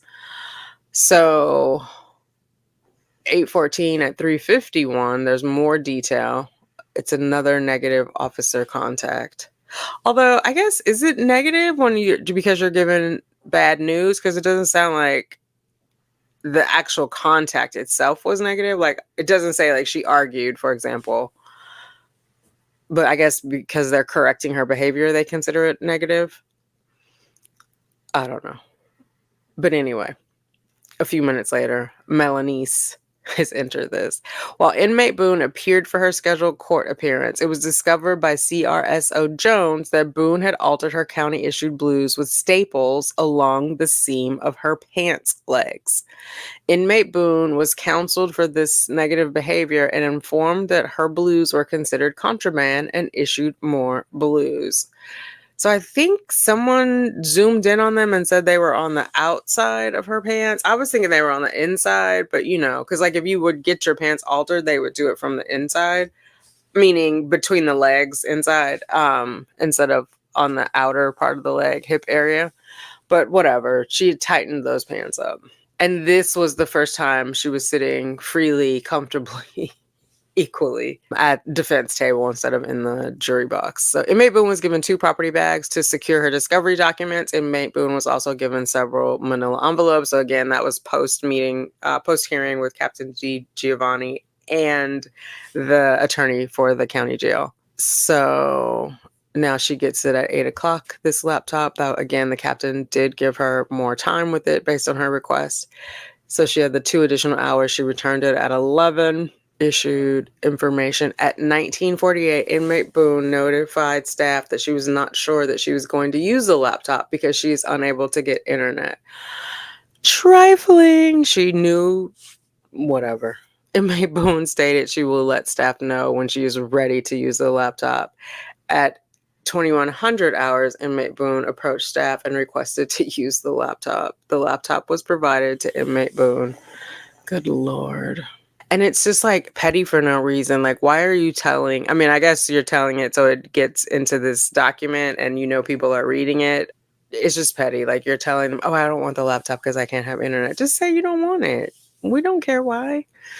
On Friday, August 16th at approximately 7:30 07:30 hours, 7:30 in the morning. I informed inmate Boone that the laptop will be made available for her to utilize between the hours of 8 and 4.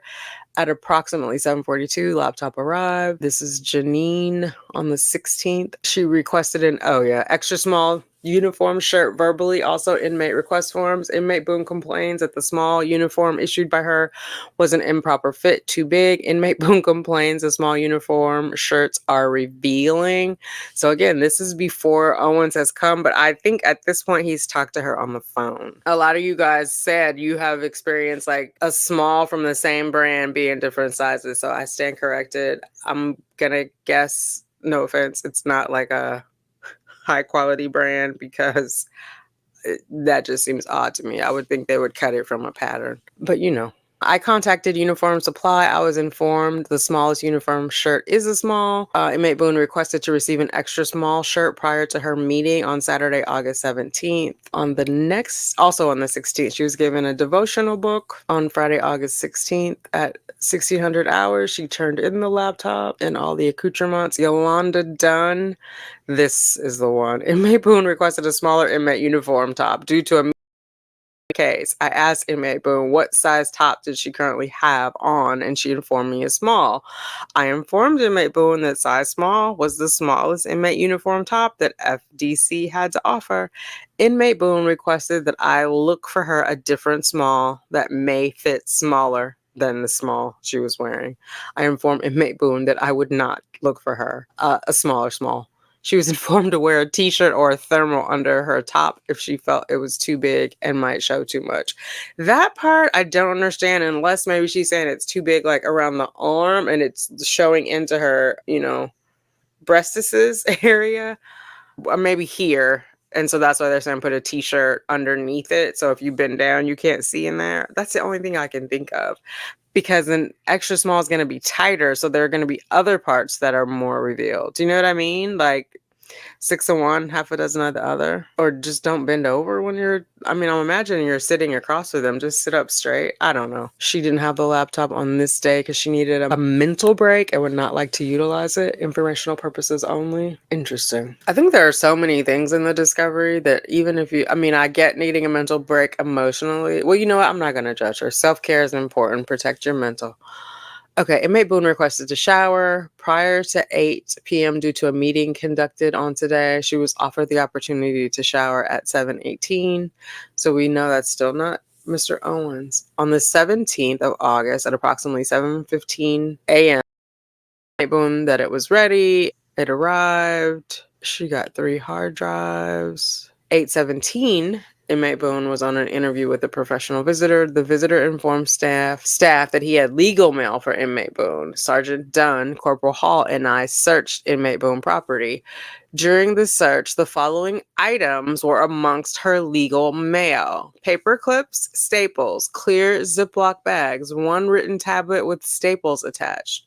During the search, inmate Boone became argumentative and questioning why her property was being searched. I explained to inmate Boone that she is subject to search at any time. Inmate was not receptive. So I want to say here, this was a professional visitor, because this was also in another chat that I was in where someone was saying a lawyer wouldn't be willing to risk their bar license to sneak things in. So to be fair, it doesn't say that it's a lawyer. It just says it's a professional visitor. And the visitor informed staff that he had legal mail for inmate Boone. So he's representing its legal mail, which is odd because Sarah knows her legal mail is going to be taken out and photocopied. So I'm not sure why this would be coming in or why she would be attempting to smuggle it in this way. But the paper clips and the staples. And where's the stapler? You got staples, but no stapler? Is there contraband stapler that we're missing? Clear Ziploc bag, 1 written tablet with staples attached. So I think that was probably just a my bad type of situation because, the tablets. Oh, and they're saying written tablet as opposed to electronic. Because I'm like, why did they? But if you get a legal pad, the paper is stapled in there. Otherwise, you just have loose paper. So I think the ones they get are not meant to have those staples. That's how I'm interpreting it. On the 17th, her stuff was delivered late due to staff shortage. Refused breakfast. So still not to the 20th yet. Okay, on Sunday, August 8th, 7:15 hours, I informed inmate Boone all the electronics would be available for her usage between 8 to 4, and then it arrived in the B dorm. And then we have this other one. She didn't have the charger. I just think that's bad time management on their part that they are not charging it. Like, that just seems straightforward. One less thing for somebody to complain about when you know you have an inmate who is a complainer. Just charge it when you get it back. So as the dorm officer, this is Shajada or Shajada on 8/18, or maybe it should, how do you say Shade? Maybe it's Jade? Shajade? I don't know. Okay, as the dorm officer, I'm aware that inmate Boone is to receive a laptop per set schedule. I'm also aware that she tends to use it frequently. However, I noticed today she didn't ask for it since my arrival to shift. I then asked if she would like to utilize her laptop privileges, to which she states, Yes, I've been wanted to use it, but you didn't ask me. I was told that you guys are to ask me if I want to use it, and I am not to ask questions. "Girl, who told you that? And when did you start listening to what people told you?" It should be noted that inmate Boone has been briefed by staff regarding her laptop usage since she first received it, and it is to also ask the dorm officer for it. Something is wrong with the I key, or I'm trying to think, maybe she has a fingernail that's dragging over there. I don't know why these eyes are all over the place. Again, she did not notify me that she would like to use it at any time since my arrival to shift. She received the laptop and Corporal Ward was notified. Moments later, while I was conducting a visual, it was on a low battery. So It's the third day in a row that it's been given to me with a dead battery. It's supposed to be charged. And especially because she didn't ask for it yet, it should have just been sitting on a charger. Then we have another one about her being pro se. And then, this is when she had the form. She took, and then she asked for the form. She didn't give it. And she then said, just please let the officers know that it has to be charged. I can't do anything without it. I gave her the form back. Sergeant Moreno was notified. Entries for documentation purposes only, which is fair. I mean, at that point, she's pro se. She's fighting for her life, literally. And so, like, that is such a little small detail that they can do for her. It takes how much effort to just plug it in, you know? I mean, you're taking it back already. So when you set it down, just plug it in with the charger. You know what I mean? Like, it's not like you got to get on a wheel and run with it to charge it. Just plug it in. So 8/20, this is the day that she's going to meet James. So at 10:14, this officer wrote this contact note. Corporal Pagan and I engaged in a discussion with inmate Boone in the FDC briefing room regarding several matters. We addressed the proper channels for submitting request form. Oh, this is when she wrote the notes for submitting request form, emphasizing they should be directed to the housing officer or shift supervisor rather than to county legal counsel Scott Chevenow and Captain D. Giovanni for routine needs.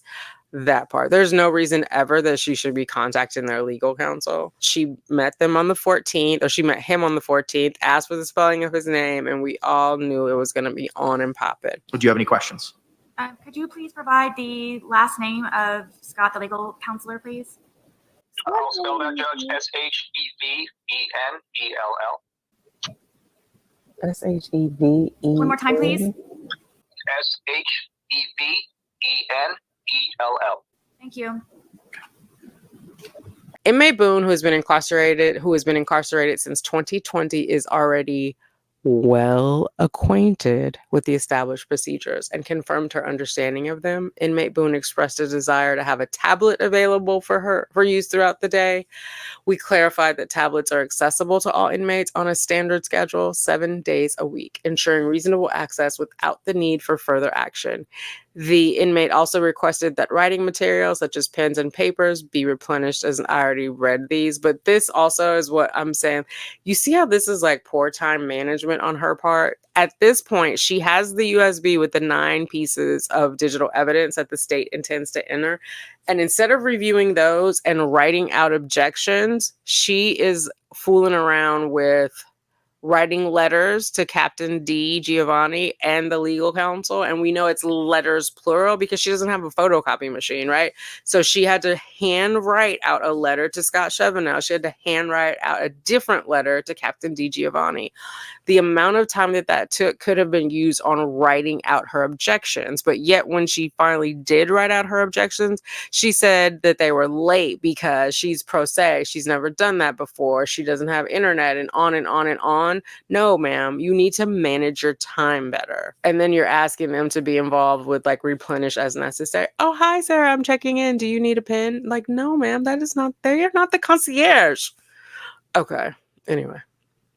So she refused her shower the night of the 20th. Oh, wait. So I'm skipping over this because we know she has a visitor. So 8 p.m. inmate Boone was issued, blah, blah, blah. And the supervisor was made aware. Evening shower was available and offered. She verbally refused it. So maybe she was still with James Owens because I know he said he was coming into town for another matter that was in court and he was going to see her afterwards. So somewhere in there, and she gets this at 10.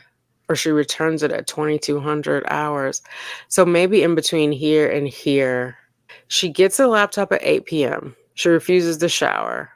At 2200, I believe she's returning it because she gets it from 8 to 10. But I'm not clear if she can take it to the visitation room. I don't know. Anyway, at some point, this is the first time she meets him. On the 21st, she arrived to the dorm from her interview, unless he had the date wrong and they met on the 21st. I don't know, but he says the 20th in the filing and in his interviews. Oh no, so he did also come on 8/20, like Owen said on the courthouse steps. So 8/20 and then 8/21, but it looks like Billy Lane was not there, or it could be out of order because this, like I said, I could not put them in descending date order. So she's getting the laptop. And then that's it. I went through August 23rd. We made it. I don't know if they will be posting anymore, but like I said, I wrote in to get this. So I have a pending one right now, but I think everybody is, oh wait, let me make myself bigger. I think everybody is hip to the request game now, so they might be backed up. If you're still here watching, thank you. I appreciate you. All right, guys. Thanks for hanging with me. I look forward to talking to you in the comments. I know y'all got a lot to say. We've verified the cheese slices and I have fried my voice. I thank you for hanging out with me. I appreciate you and I will talk to you later. Toodles.